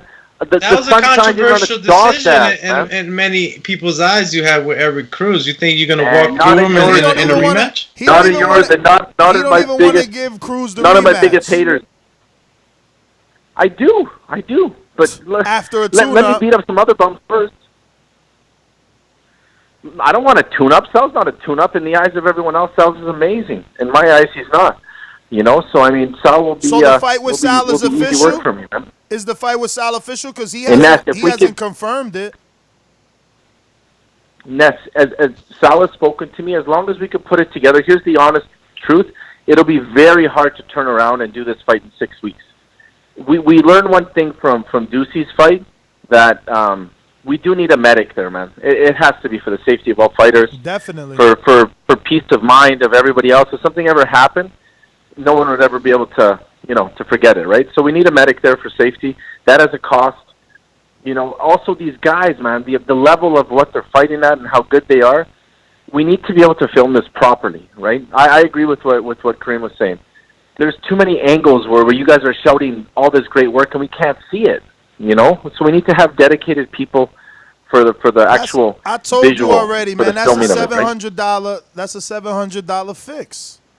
It's But just a that's why I'm $700 saying fix. we we got to get to that goal. We need to come together as the fighters and realize, boys, it's going to sacrifice, it's going to hurt, but we all got to pay like $200, $225, and the event will be a memory that we can all keep forever. At the end of the day, Ducey's going to get to show that tape of how he knocked out a white guy with no shirt off, but it still looks like it's a sparring match. We need to elevate it so that we're at the level we want to be, man. That's all I'm saying. We need sponsors for that, though, bro. We need sponsors for that. You're talking about we thousands do, of dollars. but until we can get the sponsors, we need to be able to take it on ourselves for now. Uniformed equipment, corner stuff, even corner equipment, fighting equipment, all that. We need to be sponsored for that. We're on the ground level right now, and it's like Shark Tank. We got the idea. We got to wait for someone to pluck us and become our investor. Till then, we're doing it out of pocket. We're doing this out of pocket, It's like I said, this is a boxing bowling league. Bowling leagues are self-sustained. This is a boxing bowling league. It's no different than Fight Club, except we're trying to protect each other. We don't want anyone going home with broken noses and missing teeth like in Fight Club with Brad Pitt, Exactly. The only Brad Pitt is a loco showing off his belts afterwards with the ladies. You guys all saw those pics. Anyway, Doomy, great job reffing. I know Ness was giving you some shit. But here's my question. Okay, I want to go over the fights really quickly. Big Tex, I agree that it could have been deemed a stoppage, but come on, man. You got your headgear knocked off 3 times, bro. 2 times. I agree with Santiago. That should be a 10-8 round. First of all, 2 times. That's a 10-8 round. Yo, listen. First of all, it was that's 2 a 10-8 times. Round. No, first of all, it was 2 times, and he you know, he's 330, bro. So the neck isn't as thin, so it the Velcro isn't long enough. You know what I'm saying? Like, it don't stay good. He got to keep going down. I mean, Santi too got it. A lot of guys got their helmet, they got their headgear knocked off. Listen, when you get hit with certain shots, it's coming off. Remember, for Santi, it was like that in one fight too, because he was big. You know what I'm saying? Like, you gotta, you know, this is about weight loss for some of these fighters. You know, some, you know, it's different. This is different for everybody. It's fitness and health. Yeah. No, I agree, but I'm just saying, I'm just playing devil's advocate, saying, you know what? Santiago fought the best he's ever fought, and it was against Big Max. So that's also on him too, right? He made him look good. So next time he goes in, he's gotta get the job done, right? Santiago's so taking I mean, I really this one like off, though. He says he's taking this one off. I mean, I don't know. Maybe if we come to Vegas, maybe he can do it. But he said he was gonna take one off. No, he deserves the rest. He did well, and congrats to Santi to keep persevering. He finally got, like, he didn't get the L, which was amazing. Like Big Tex, he showed he had the stamina to do all 3 rounds. Congrats to him. Yo, like I said, the Marvin Anthony fight. Don't congratulate Santi. Give him what he's always wanted, bro. He wants that Zach fight. Give him that Zach fight, bro. Work on that. To be honest, man, I think Zach will probably not want that fight, man. Santi's looking sharp, you know. So I'll have to. You gotta try, man. You gotta try, man. That's a fight that, you know, that's a fight that he's been wanting for a long time. Him, you know, he's always wanted Robert Ortiz, but obviously Robert Ortiz is too skilled for that fight for Santi. But fight of the night, clearly, in my opinion, was just because of the level and what it meant, was obviously Marvin and Anthony. I just don't know why Anthony was fighting with so much, like, negativity. You could see it in his face. He was, like, dropping his head, like he was pissed off. Like, he just seemed like he was too down, you know? Like, he was just... Those body shots, didn't you? No, I hear you, but at least it wasn't pain he was showing in his face. It was like he was upset or he was bothered, like, you know, something. It was frustration because Ant, listen, Ant is a counterpuncher, so, you know, he's there and he wants to fight at his pace. But let's be real, that's not what Marvin was allowing him to do. In the clinch, Marvin was battering his ribs, man. Yeah, no, Marvin's a bad man. That's for sure, man. I never wanted to fight Marvin. Every time they clinched, Marvin made sure he was working. He barely, you know, it just was a lot of clinching in that fight. A lot of clinching. Listen, Jose, let me get to some other people. We got a bunch of people on the line, brother. Any final thoughts? Peace. All right, brother. We going out to see what? Oh, sorry, I would come right. Hold on. Go ahead. Yeah, I was just gonna say one last thing, man. For those 2 guys, like I think that they did have the fight of the night, man, without a doubt. And it was just a high-level performance all around, man. So great job, boys. Congratulations. That's it. You know, the page is up, by the way. Yeah, no, those I already sign up. I already announced it. The page is up. Boxingvoice.com/Border Wars. You could also find the link in the chat. Let me go to, I had something to say, but that shit just slipped my freaking mind. Let me go to CYP. Talk to me. What up? I'm over here listening to your Border Wars show. You know, and I keep it 100 all the time, man. Like, I love combat. I've been loving it since I was a kid. I grew up in the system, and we fight all the time. All the time. As kids, juvenile hall, don't matter. We squad. That's what we do. There's no issue for me. We can be friends after. No issue. I'm a grown-ass man now. I do not preach violence. I teach anti-bullying to kids because I hate fucking bullies. But at the same time, everybody knows their hands is ridiculous. Wade know it. Joey know it. They'll know.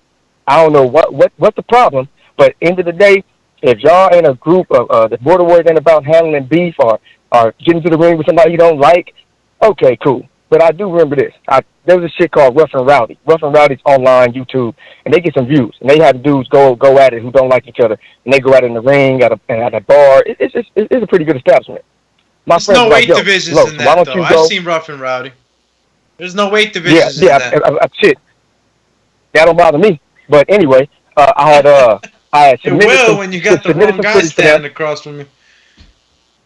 Nah, not me at all. That's not how I roll. I don't roll like that at all. Not me. Right, like you can vouch. Y'all know people. Y'all know people who know me. I don't like to toot my own horn. Ask them. Ask Wade. The next time you run into Coach Wade or Coach Joey, you run into him and you ask them. My real name is Carlos. They know me personally. Say, is Carlos about that action? They'll be like, hell yeah, everybody knows that. They'd be like, should we schedule a border war? They'd be like, I wouldn't if I was you. I can fluctuate between 185 and 200, easy. And I would get down to 175, but I really don't want to diet that much for some border wars. I don't. But from 185 to 200, I'll take anybody. And what is your skill level? See, that's the problem. I have never been trained at all, but I have so much experience in fighting. So I don't know how y'all would judge that. I'm being totally honest with you. I mean, when I submitted my film to Rough and Rowdy, normally what we do is get people to submit footage, whether that be all the above, like bag work, pad work, sparring. Yeah. The usual prerequisites that we ask for. That's what all the fighters are asked to give, and we have to trust them. We got to trust them that what they're submitting is, That's the reason why I told you. That's why I told you to go ask people. So when I do submit, it ain't no bullshit. Like, is he a ringer? I ain't no ringer, but I do got super duper hands. And I mean that. So if you don't want to schedule me like Rough and Rowdy rejected me for some goddamn reason, how you gonna reject me? But you allow everybody to come. They said no to me. I'm like, this ain't even fair. Me and my girl and my boys was laughing. But they knew why. Because when you see it on tape, it's like, man, hell no. You still gonna get here and kill some damn body. Because I get down. That's what I do. I run fast as hell. I teach very well. And I get down with these hands. Everybody knows that.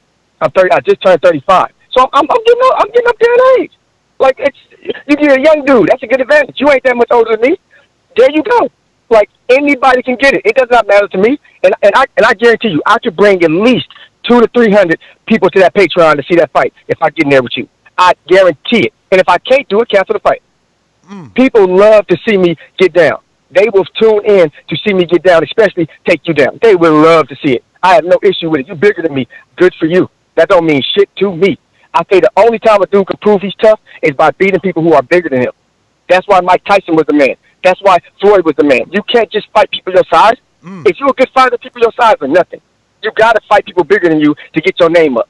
You got to do that. And that's what I've been doing my whole life because I love combat. No bullying shit. I just like to find dudes who think they're big and bad and let's get them up. Take it to the park. We can fight for 5 to 10 minutes. It's nothing. That is what I like to do. I try to stay away from it so much because nobody want to go to work with a black eye and shit because that's very unprofessional. But at the same time, it's in me. It's in my blood. That's how I grew up. I love it. I love that combat shit. I don't care if it's gloves, no gloves. I don't care if it's headgear, no headgear. Don't matter. But I can guarantee you people going to show the fuck up because in my track and field life, I was popular enough for people I can tell people, yo, this is what I'm doing. They'll come and show up. Trust me, they will. It ain't going to be just me, you, and my mom and dad going to show up. No. People going to tune in. They going to Patreon. They going to do what they got to do to see Mr. Moore get into that ring. They love it. No issue. Whoever wanted. I don't know stainlesses. That's why I call in. I don't care about these dudes' weight. I don't care about their height. I don't care. Like, there's no disadvantage when you got as much experience as I got. There's no disadvantage. So anybody who doesn't like me, who thinks I talk too much, who thinks I need to shut the fuck up, cool. Anybody can get it. If you think I stink, you can get it. If you think I'm ugly, you can get it. If you think I'm broke, you can get it. If you don't like the way I sound, you can get it. Anything. I get provoked by anything. I'm giving him a free pass. Provoke me if you want to. That's why Wilder fuck with me. Because he know I'm real. He loved it when he met me. He was like, man, it's a real nigga. Yeah, and I fuck with you.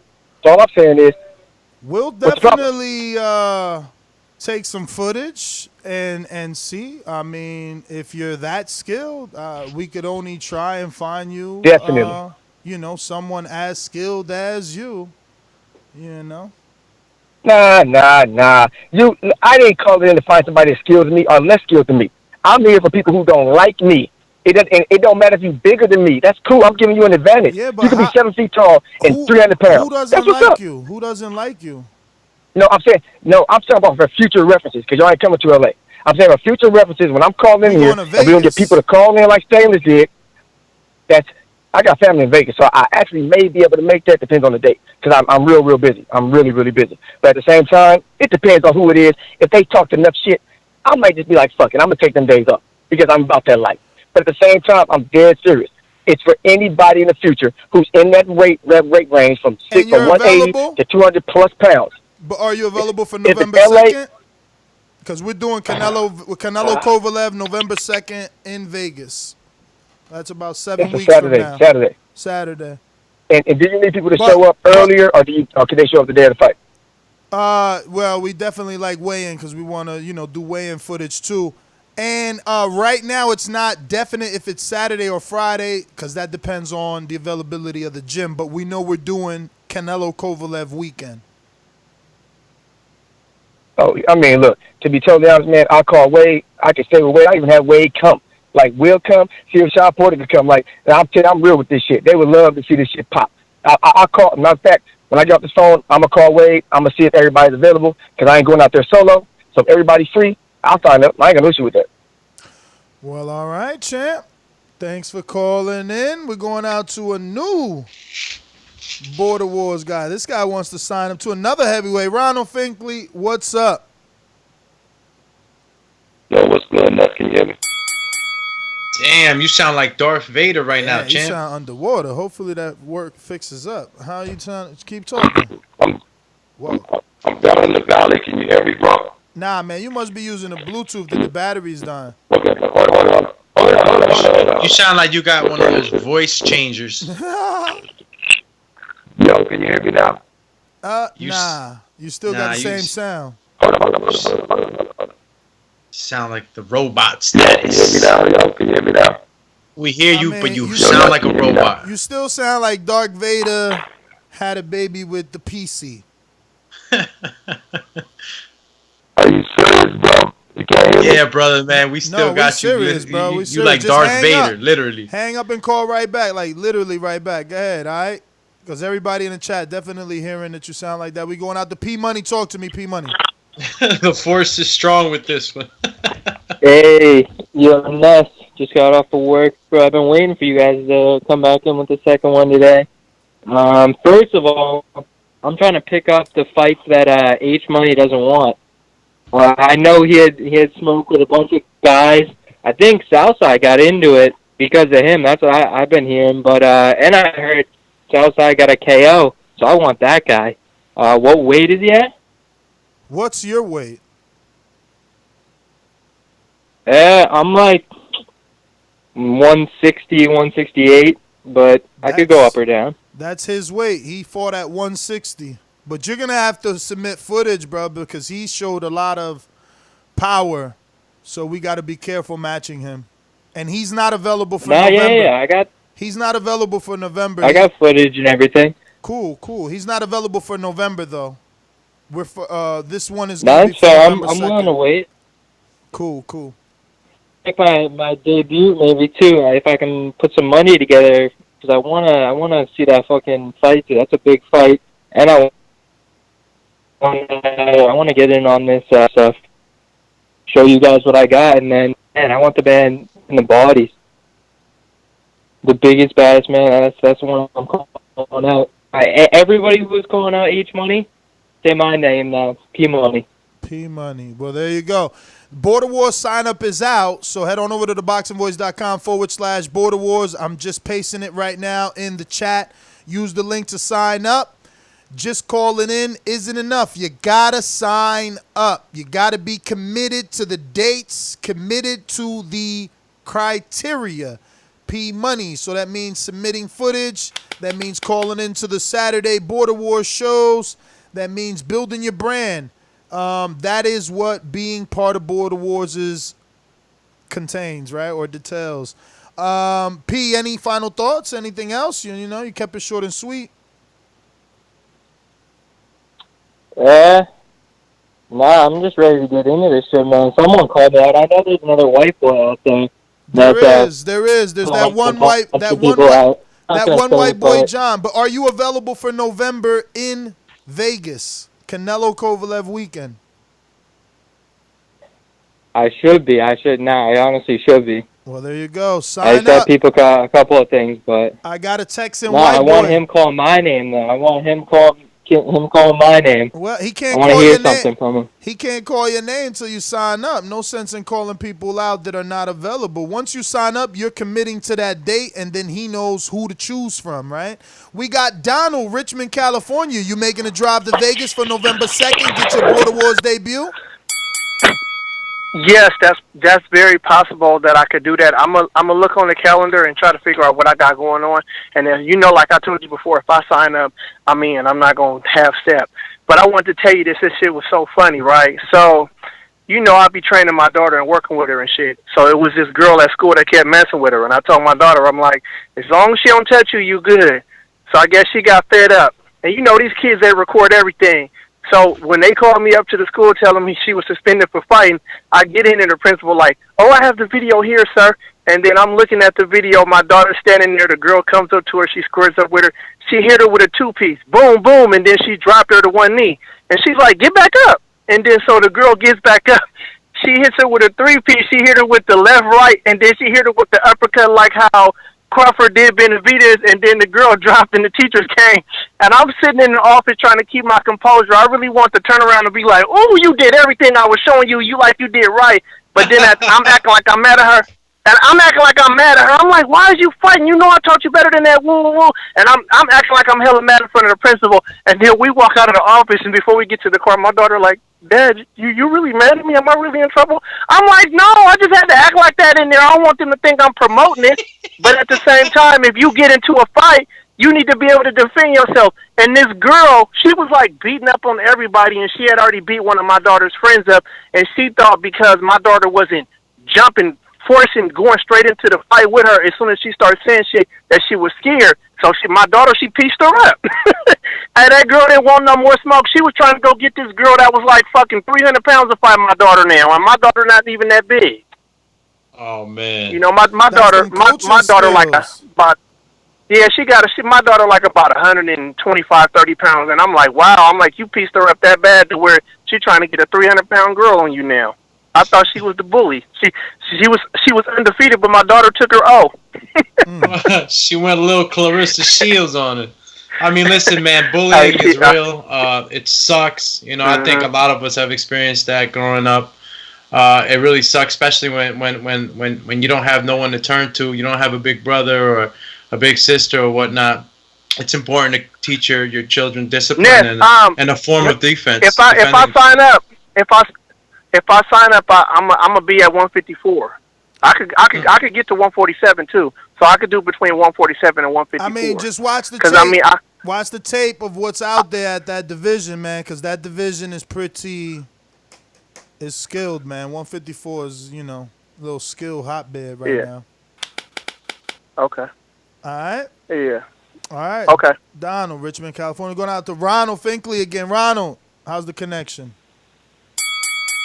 Yo, can you hear me? Loud and clear. Yeah, man. You don't sound like the force is strong with this one anymore. That's what's up, yo. I'm glad that shit worked out, yo. Yo, Ness, I appreciate you for doing Border Wars, man. Like, y'all guys be doing it big over here, yo. I like the fact is that y'all guys give people time to, like, get healthy and shit, yo. I'm trying to get healthy, man. I'm like 240, but I can get down to 220, and I hope y'all come on the East Coast. Real talk, man. Well, I want y'all to come on the East Coast because I'm going to be... We was just there, man. Saturday was in New Jersey. That's considered the East. But you're 240. How tall? I'm 6'3", Ness. Oh, wow. You big. Okay. Damn, I wish Gus was around, man. My son's bigger. Gus would have been a good introduction fight, man. He's from, I think, North Carolina, but he ain't been back. There's not a lot of tall heavyweights, man. That's the issue, man. I don't know. We losing them in football. Yeah. Oh, shit. Oh, y'all play football, too? Nah, I mean, shit, I used to. I keep telling these guys we need to do a what's the name, man? A basketball league, too. Oh, no doubt, yo. I love basketball. Yo, but I just wanted to call in, man, and say I appreciate you guys doing Border Wars, man, and I'm trying to support it, man, as far as, like, you know, we got all these problems with people, like, act like they got a problem with, like, certain people. But, like, the point is that's a way to get your aggression out, too. You know what I'm saying? I ain't got no hate for nobody. You know what I mean? But, like, sometimes you got to fight a motherfucker, like the caller said earlier. You got to fight a motherfucker to be friends. You see what I'm saying? Yeah. For sure, for sure. You know, so I can appreciate So where you from in the East? I can appreciate that. I'm in Vermont, yo. Vermont. Oh, you upstate New York. I'm right next to, I'm right next to you, bro. I can get right to fucking New York in like an hour, 2 hours. Yeah, you should have. That's why I be saying, like, you should have at least came to see this one, bro. Should have hit us up. You should have at least came to see this one. We just had this event Saturday.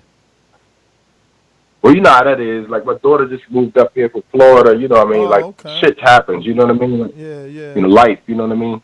Yeah, no, But I don't mean to appreciate fight. y'all I don't mean to platform, fight. man. I mean just, you could have been there just to check it out. But definitely for 90 seconds. Every time we do them, we're gonna be announcing them here on the show. So when we back in the East, we'll definitely keep you in mind. I mean, obviously, like the East for me is the best because there's no travel, man. Well, I want to see Southside fight, so don't I got to sign up for something to see his fight? Yeah, you got to go to patreon.com/Thaboxingvoice, and you can see Southside Ducey show his fucking skill, man. The man's 60 seconds. The man's So can I do that can I do that? Yeah, so I can do that on a regular gift card or something. I don't have to do it on my credit card, do I? You could use. I think you could use one of those prepaid debits. I'm not sure, but you could also use a PayPal. I want to see that fight, yo. Southside be ripping hard, bro. I want to see that fight.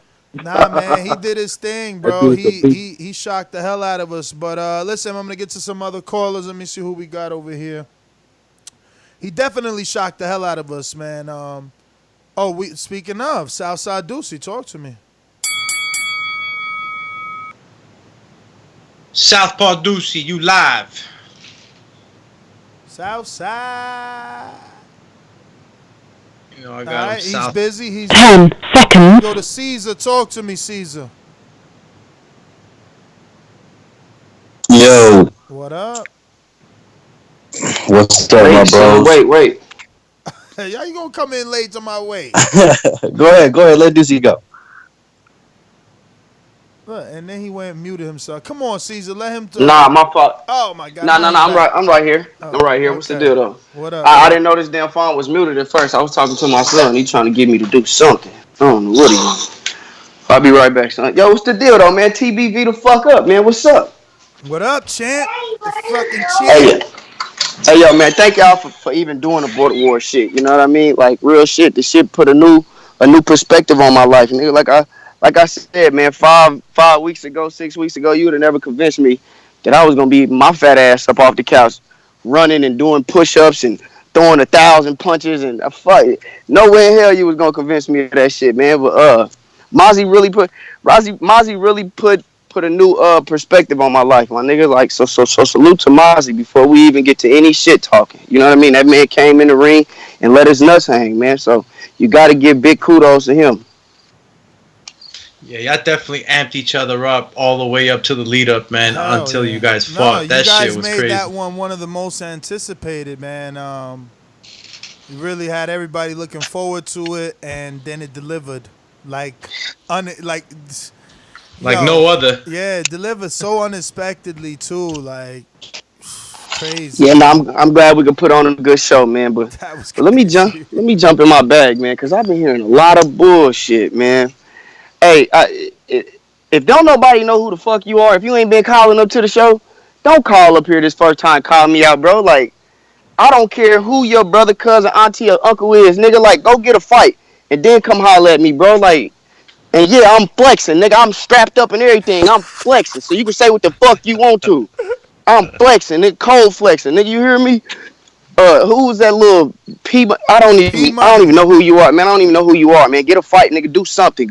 Go shine shoes or something, man. You better leave me the fuck alone, boy. They say go get your shine box. And this other guy, man, this who I really want to address, man, is fucking Canadian Jose. You are so coochie, my dude, man. Like, what is wrong with you, bro?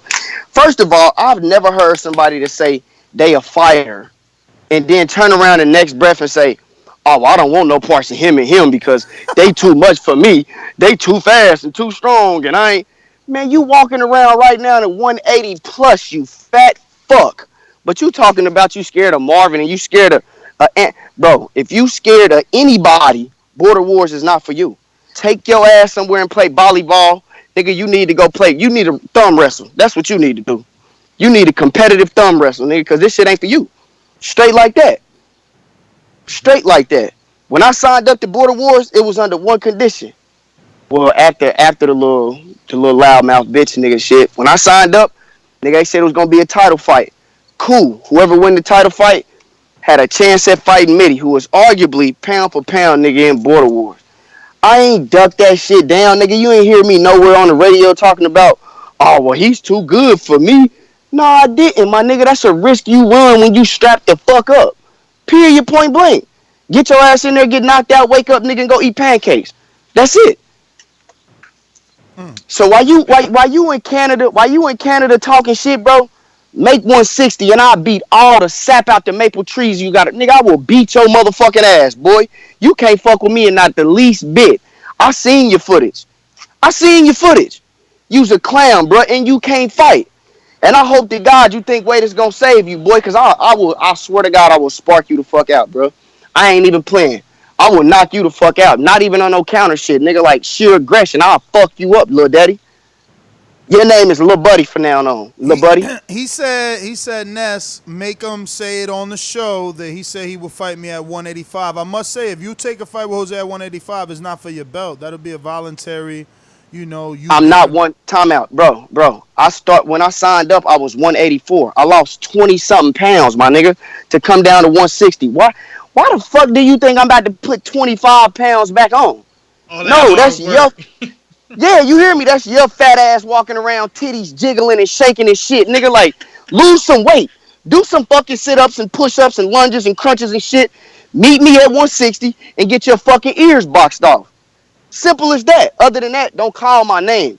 You've been doing a lot of motherfucking faking lately. You tried to challenge me to a $1,000 bet, which we ain't never seen since.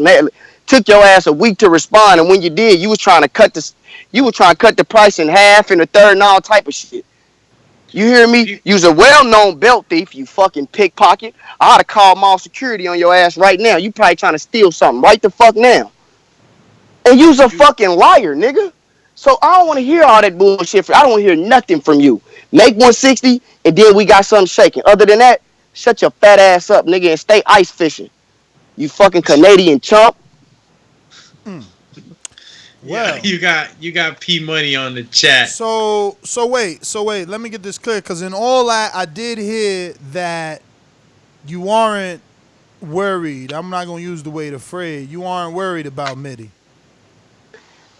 Man, listen, I know Mitty's good. I know Mitty damn good. The nigga like 12-1 semi-pro. But if we fighting, my nigga, it's just a fight, bro. Like, what the fuck is the worst that's gonna happen, nigga? Like, you gonna get knocked out?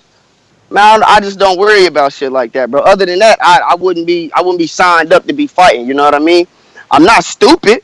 So if I can get another fight in between Mitty, hell yeah, I'll take another fight. Yeah, I think get my experience up some more. I think you but should. Nigga, if the chips fall where they are and it's like, yo, we ain't got nothing else, bro. You gotta fight Mitty. All right, well, come on, let's go. You will never hear me ever in life ever say, nah, I'm not about to fight him, man. He too good, man. Man, you know what, Jose? You sound like the nigga I'll take his lunch tray. Nigga, I'll take your tray, bro. So, I'll make you give me your desserts, nigga, like all your noodles, your whole commissary bag, all of that, buddy. So wait, are you fighting? I mean, not are you fighting, because I know you're out in November, but what I'm saying is, this potential fight with Jose, is that something where you would still come in at 160, non-title fight, and let him come in at 85? Because I'm not getting... Because he keeps sending me a screenshot of you saying you could fight him at 85. I told him he's 185. I'm 160. Make the weight, nigga, and we got to fight. I don't give a fuck about fighting. I don't give a fuck about fighting him at 185. Let me be very clear. If you want to bring your fat ass in there at 185, nigga, I can punch you the fuck out just as fine at 85 as I can at 60, nigga. Simple as that. Because you can't fight. That's what you don't understand. He's showing me a text here that says, this dude must really think because he's heavier than me, he can beat me. Yeah, most definitely. Fool, like I just said, bro, you must... You said, fool, you weigh 185, I'll stay at 160 and still box your fucking ears off. Most definitely. And I don't take none of that back. But it would be I will beat the dog shit out of you. If y'all agree to that as non-title. Man, I don't give a fuck. If he want to make the weight, nigga, I mean, if he want to make the fight, nigga, let's make the fight.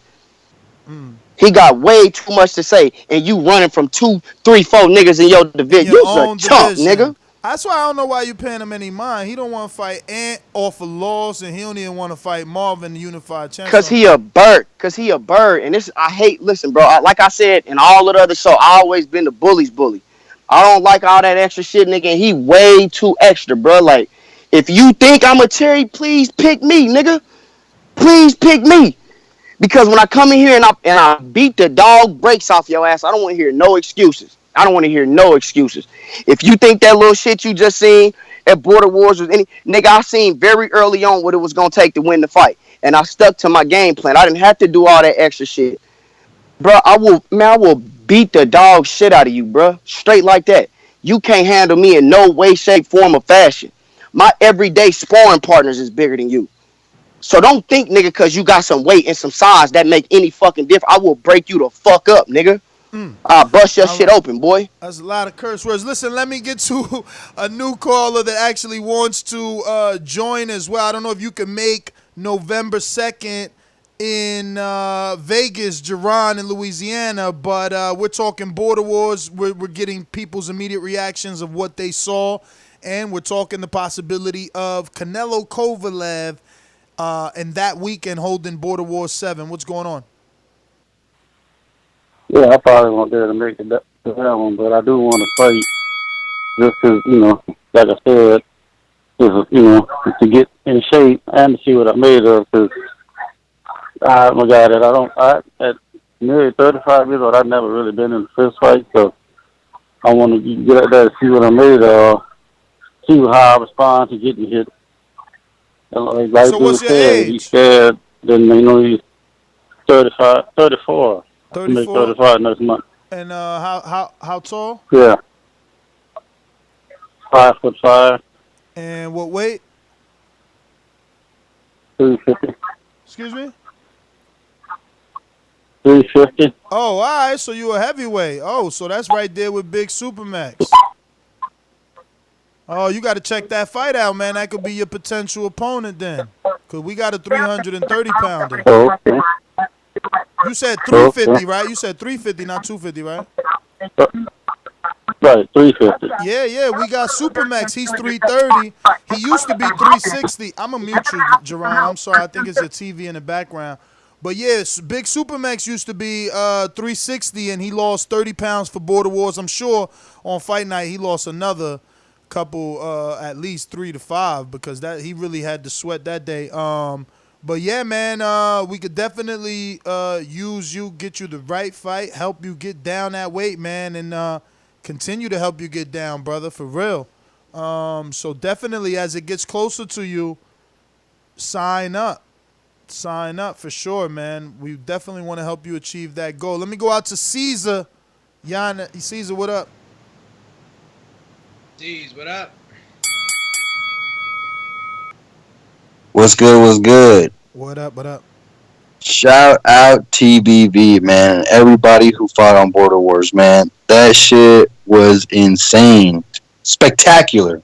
I might say, but man, goddamn, man, like every single fight was entertaining. Every single fight, and man, I just had a lot of fun watching it, and the experience is dope. I'm super happy that you guys are coming to Vegas because I'm signing up, and that's facts. What's your weight? So, I'm at 173 right now, but I get down to 160. Whoa, that's that smoking division. At 160, that one white boy definitely is signing up, but he's saying he's skilled. So we got other 160s though for sure. That's a good. Yeah, thing. I mean, it depends on how much experience he's got. I mean, I have no experience, but I love the sport, and I love to. We won't match you with him because he's claiming to have some skills. So we'll get you someone that's new like yourself. Yeah, that'd be great, man. I'd love to be a part of it. And another thing too, with all the technical difficulties and the cameras and stuff like that, I'm gonna be there. So if I could be of any assistance at all with cameras, anything like that, I'll do it. Just to be a volunteer and to be part of it is cool enough with me. So you guys let me know what you guys need, and I'll definitely help you guys out with whatever extra shit you guys need or setting up stuff. You let me know, and I'll be there, man. Whatever you guys need, but yeah, man, I'm excited, man. I'm excited for this to be here in Vegas. I'm excited, bro, that you would want to be a part of it.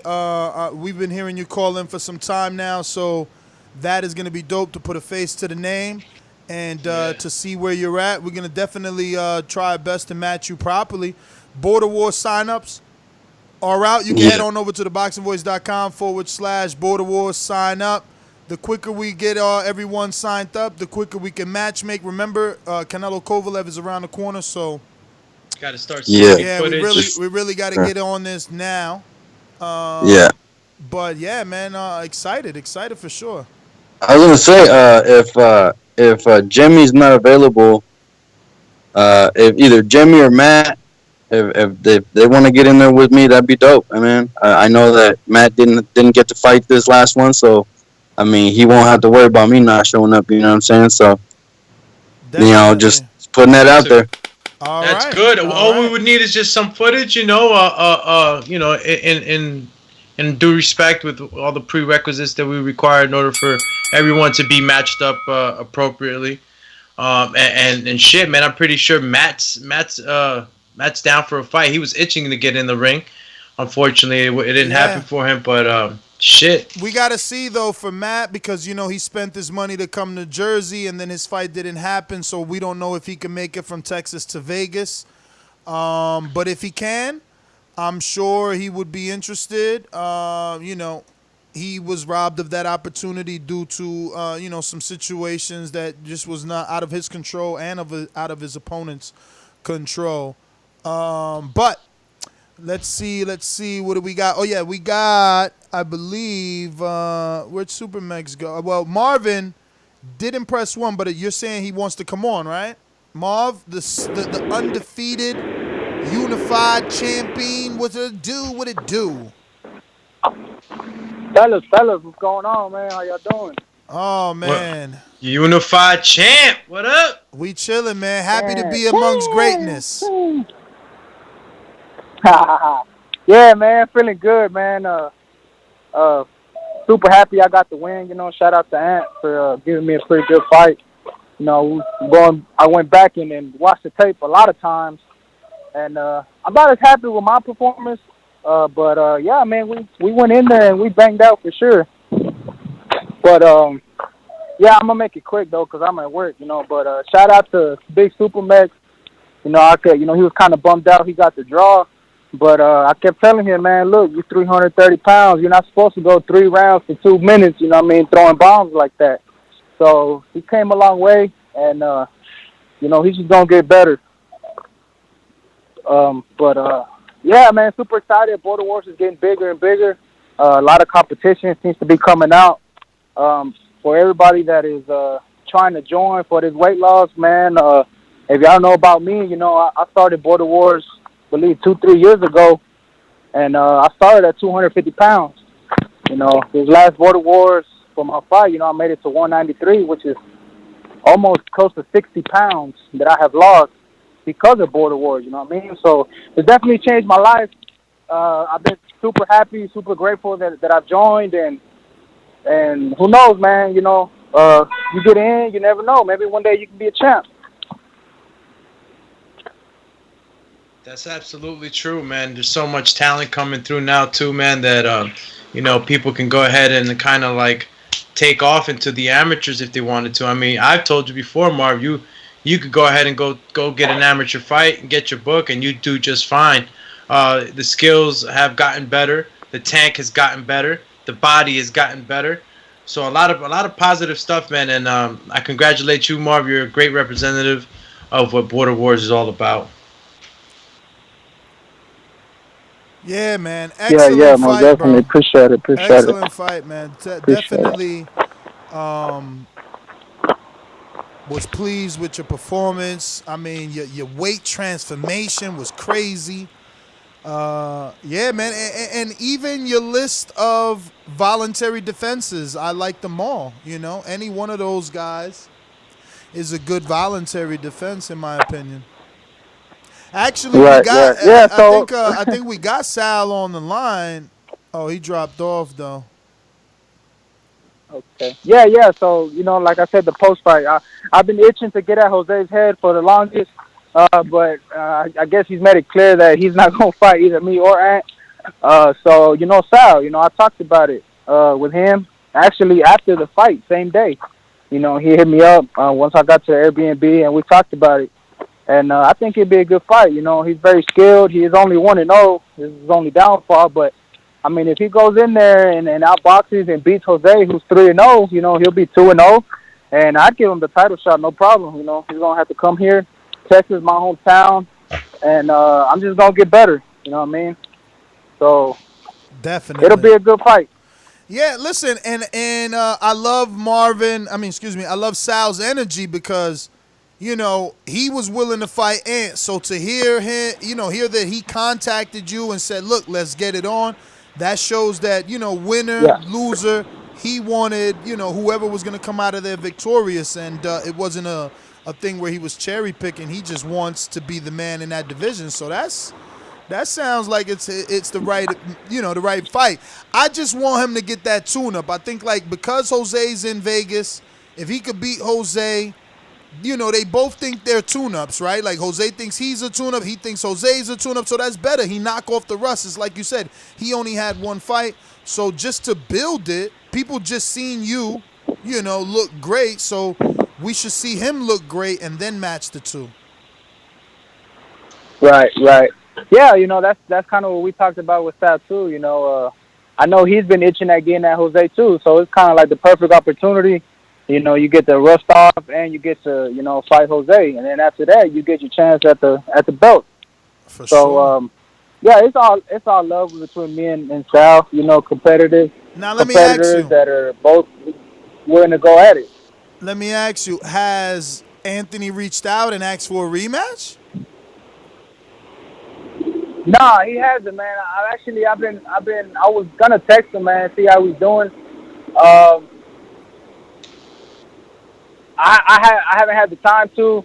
I've been kind of busy this morning. I had to come back to work and the baby stuff. I was at the doctor. That's why I couldn't call in earlier. But no, I haven't reached out to him, man. I hope he's doing good. I know nobody likes to lose, but he had a good performance as well. He was super disappointed, which I kind of felt like he was off a little bit just by going off the tape. I felt like maybe he could have done a little more moving, but I don't know if that was just because of my style of fighting that he couldn't get it off or what he had going on. But yeah, super disappointed. He said he was super disappointed, but just hope everything is good with him. Hope he made it back home safe, and hope to see him again. You know what I mean? And there's been talk too. You know what I mean? Been talking to the stablemates, Cruz and the Four Horsemen that not trying to look past Sal, but Sal gets a W with Jose, I fight Sal, maybe there's a possibility for an Ant rematch, later on in the future. You never know. Keep it interesting. No, I like that. I like, Ant got to want the rematch, and he got to do something to deserve it. But like I said, your three options for voluntaries are all, respectable options for sure. But I want to hear more about how it was coming home, walking through the door to the family with those two belts. Oh yeah, man, it was super exciting, man. It was almost like a huge relief, you know what I mean? Because my dad, obviously, he wasn't working this weekend, so he was home when I got home. My wife, she picked me up, she was anxious to see me, especially with her taking care of the baby by herself and being pregnant and being by herself, during the weekends. And so she was anxious to see me. We had a little cookout, had my family over, showing the belt. Got a couple pictures in the airport, while I had about half the plane staring at me, people asking me questions. It was fun, man. I guess I could say I'm not really like the El Loco, that loves that spotlight, taking pictures with everybody. So it felt a little off. Felt a little weird, but I let him. But it was good, man. It was awesome. It was amazing. It was an amazing feeling. People congratulate me on the fight. But yeah, man, it was amazing. Now I'm here at work. I just got to work, and people asking me they want to see the fight, and and how it went, if I had the belts with me, and all that stuff. Of course, I got them. You got the belts in the trunk? I got it. I got the belts in the truck, man. I walk around the shop with them on. That's what I'm talking about. That's what I'm talking about. Yes. Yeah, so I'm super excited, man. I'm happy. So, was there yeah, ever, man, was there ever excited. any doubt? Was there ever any doubt? No doubt, but I'm gonna say, and I told Ant, man, and I think Ron is probably gonna catch that on camera. And I told Ant, like, look, man, for a second after I saw my boy Lauren get put down like that, I got nervous. I kind of got a little nervous. I was like, yo, man, I'm not ready. I need to focus. Coming that I'm like, yo, I'm next. And of course, you got to respect Ant's power. He's big, he's strong, he's solid. I'm like, yo, this could happen to me. So I was nervous, but nah, man, I trained too hard, man. I trained too hard. I fucking killed myself. I was running, I did everything I had to do to get ready for a fight. You know what I mean? Not a boxing match, a fight. And that's what I did. Yo. You know what I mean? So. Are you sad to hear that Jose says he won't fight you or Ant now? Yes and no, because I knew that was gonna happen, man. You know what I mean?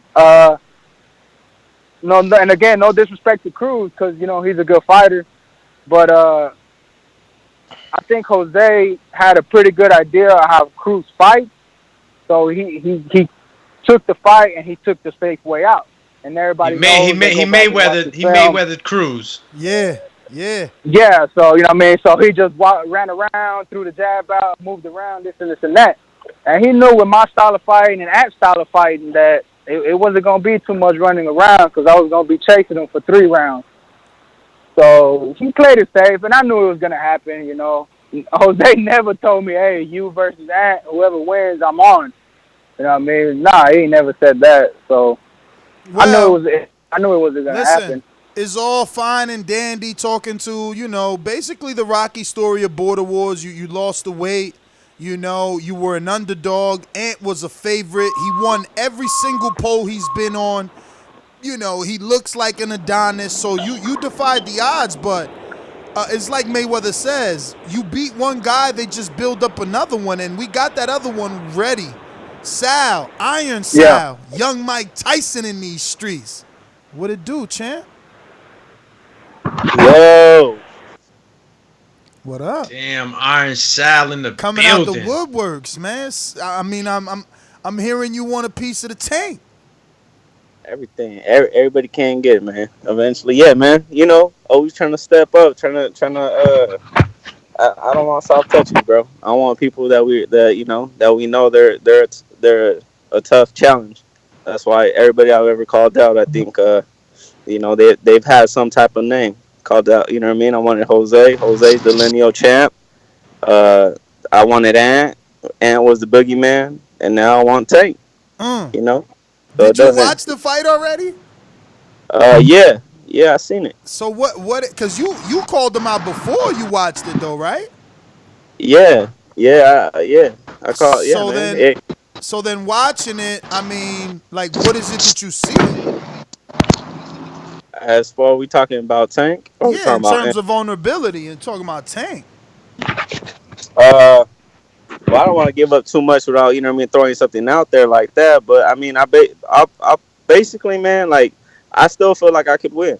I mean, obviously, anybody that fights another man needs to feel that way. But I mean, it's not a secret. They hold a lot of power in those hands, man. And you can tell, man, they both caught each other. It was both a dogfight. Like, I think just the bigger dog just came out on top, man. I mean, I think Ant could say that he wasn't. People can say it wasn't him. I don't think that's what it was. I think Ant seen a bigger dog in front of him, and that throws you off. They're saying that he wasn't. Ant probably wasn't all there or whatever, but that's taking credit away from Marvin. Marvin caused Ant to be like that, and I think I don't know, that the pressure, I guess, and Ant seeing that he took some of his best shots and the tank kept coming. That probably got him in the ring. I know, you know what I mean? I'm not one to lie.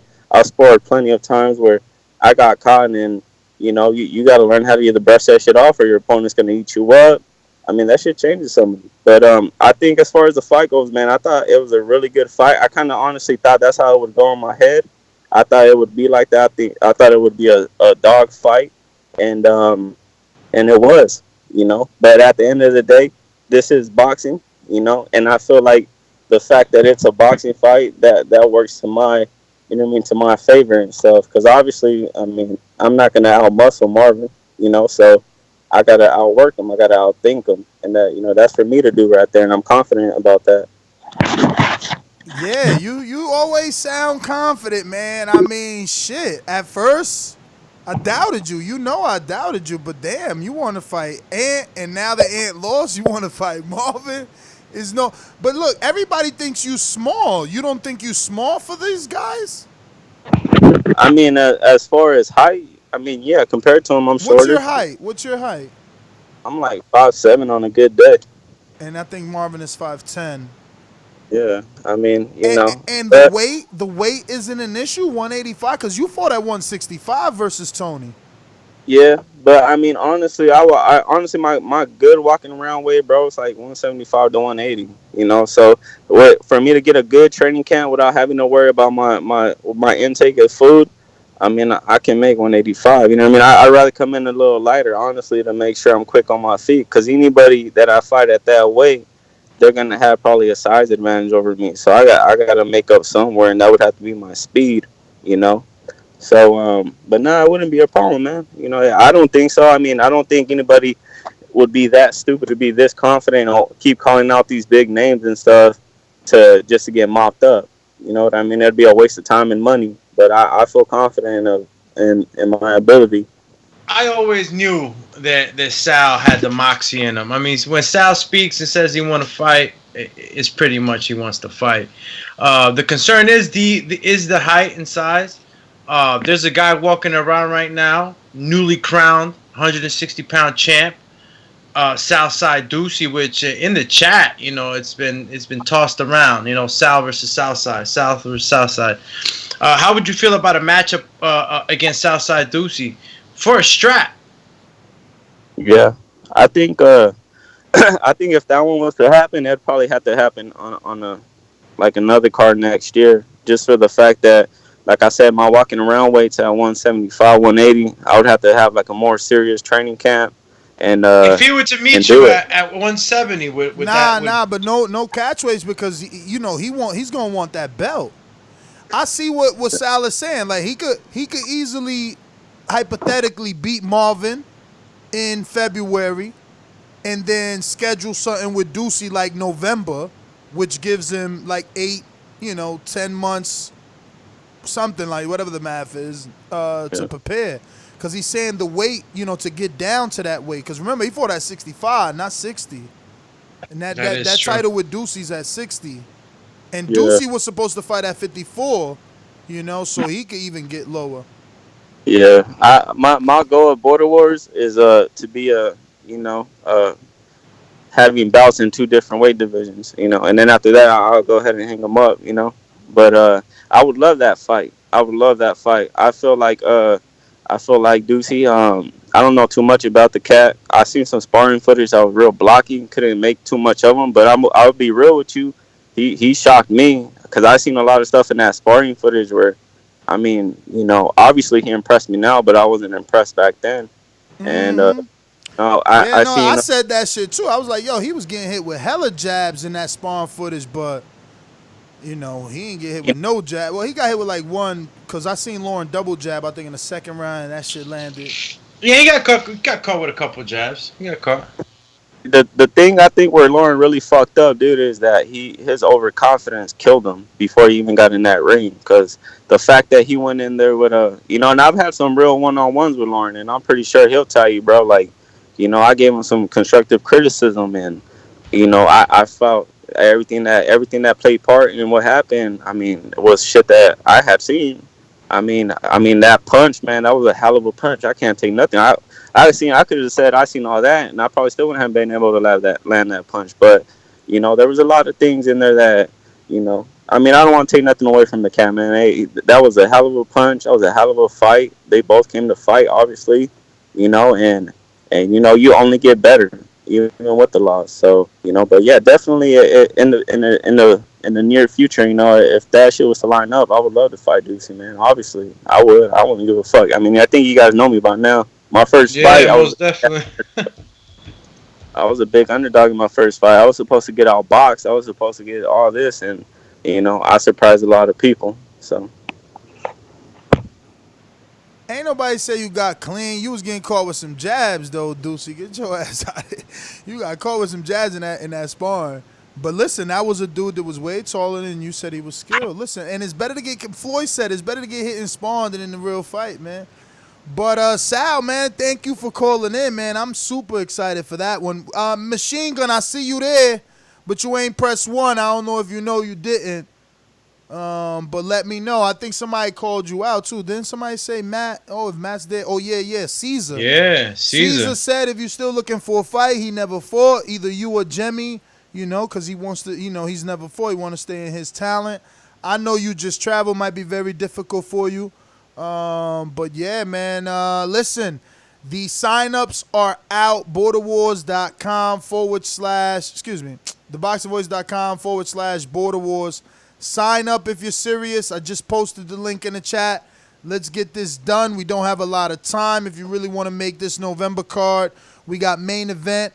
Jose El Loco Sands, former Unified champ, 3-0. He's going to be taking on Sal, Iron Sal, 1-0, but eye test indicates that he is one of the most skillful.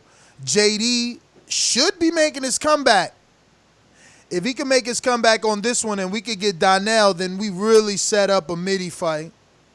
But Eric SOG Cruz is back in this one. He's going to be taking on Eddie Boralegrasa at heavyweight.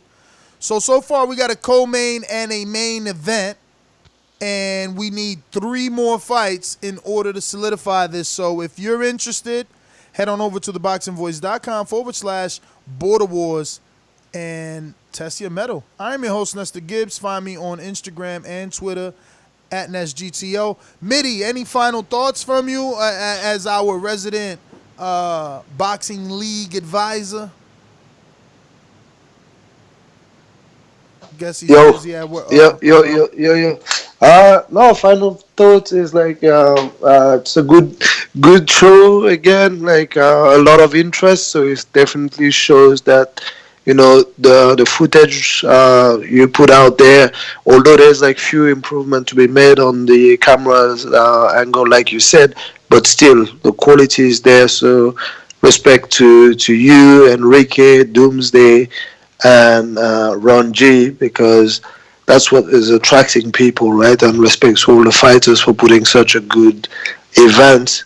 Again, that's what's bringing more people to the table, make this bigger, better, and we keep growing, man. So that's pretty much what I have to say. That's good, man. All right. Well, thank you. I want to just read this last one from Southside Ducey, man. He's telling our resident Info Joe, and it ain't no show without Info Joe. He's currently our oldest Border Ward fighter, participant, winner. I believe Joe's 57, they're saying, or 54. 51. 51? All right. Well, there you go. Someone definitely put too many years on you, Joe. We were like, whoa, 57? But he says, at Info Joe, I'm on top of the world. He, being Southside Ducey, tells Info Joe, I'm on top of the world right now.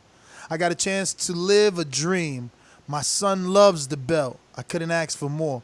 That's what it's all about, man. You hear Marvin saying how he came home and everybody want to take pictures. Now you got Southside Ducey. His family wants to do the same, man. It is a dream. And I get Jose. I get why he stole the belts.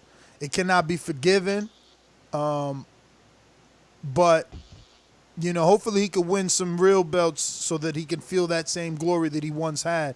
Because right now, even he knows that he's not the champ. So it doesn't feel the same. I know when he straps up those belts and he heads out in the real world, it just doesn't feel the same knowing that Marvin took care of Jose's, nightmare, right? Like he was scared to death of Ant. He faked the Yeah, injury. he was, man. He wasn't in a rush to get into that battle. Nah. All that Ant talk quickly shifted, man. But listen, went into an injury with that one. shout out to Marvin, man. Shout out to guys like Marvin and Sal that, continuously challenge Show that themselves. grit. Show that grit, man. Hell yeah. Show It's that hella grit, bro. Let me see. I got a text from Fern Gully. Let me see. Is he going to make Vegas? Is he going to be in the 54-pound division? Let's see what we got here. Big Nick wants us to go to the UK. He said he down for sure if we go out there. We got Coach Smitty as our emissary, man. He's our ambassador, so hopefully in the future, in the close near future, we work with Coach Smitty and making something happen out there for sure, man. Yo, so I hear Jose's coming in with his old belts like Zab Judah. Remember when Zab used to come in the ring? All his kids had all the belts. Like, he wasn't champ no more, but he had everybody carrying his belts and shit. That's what I hear.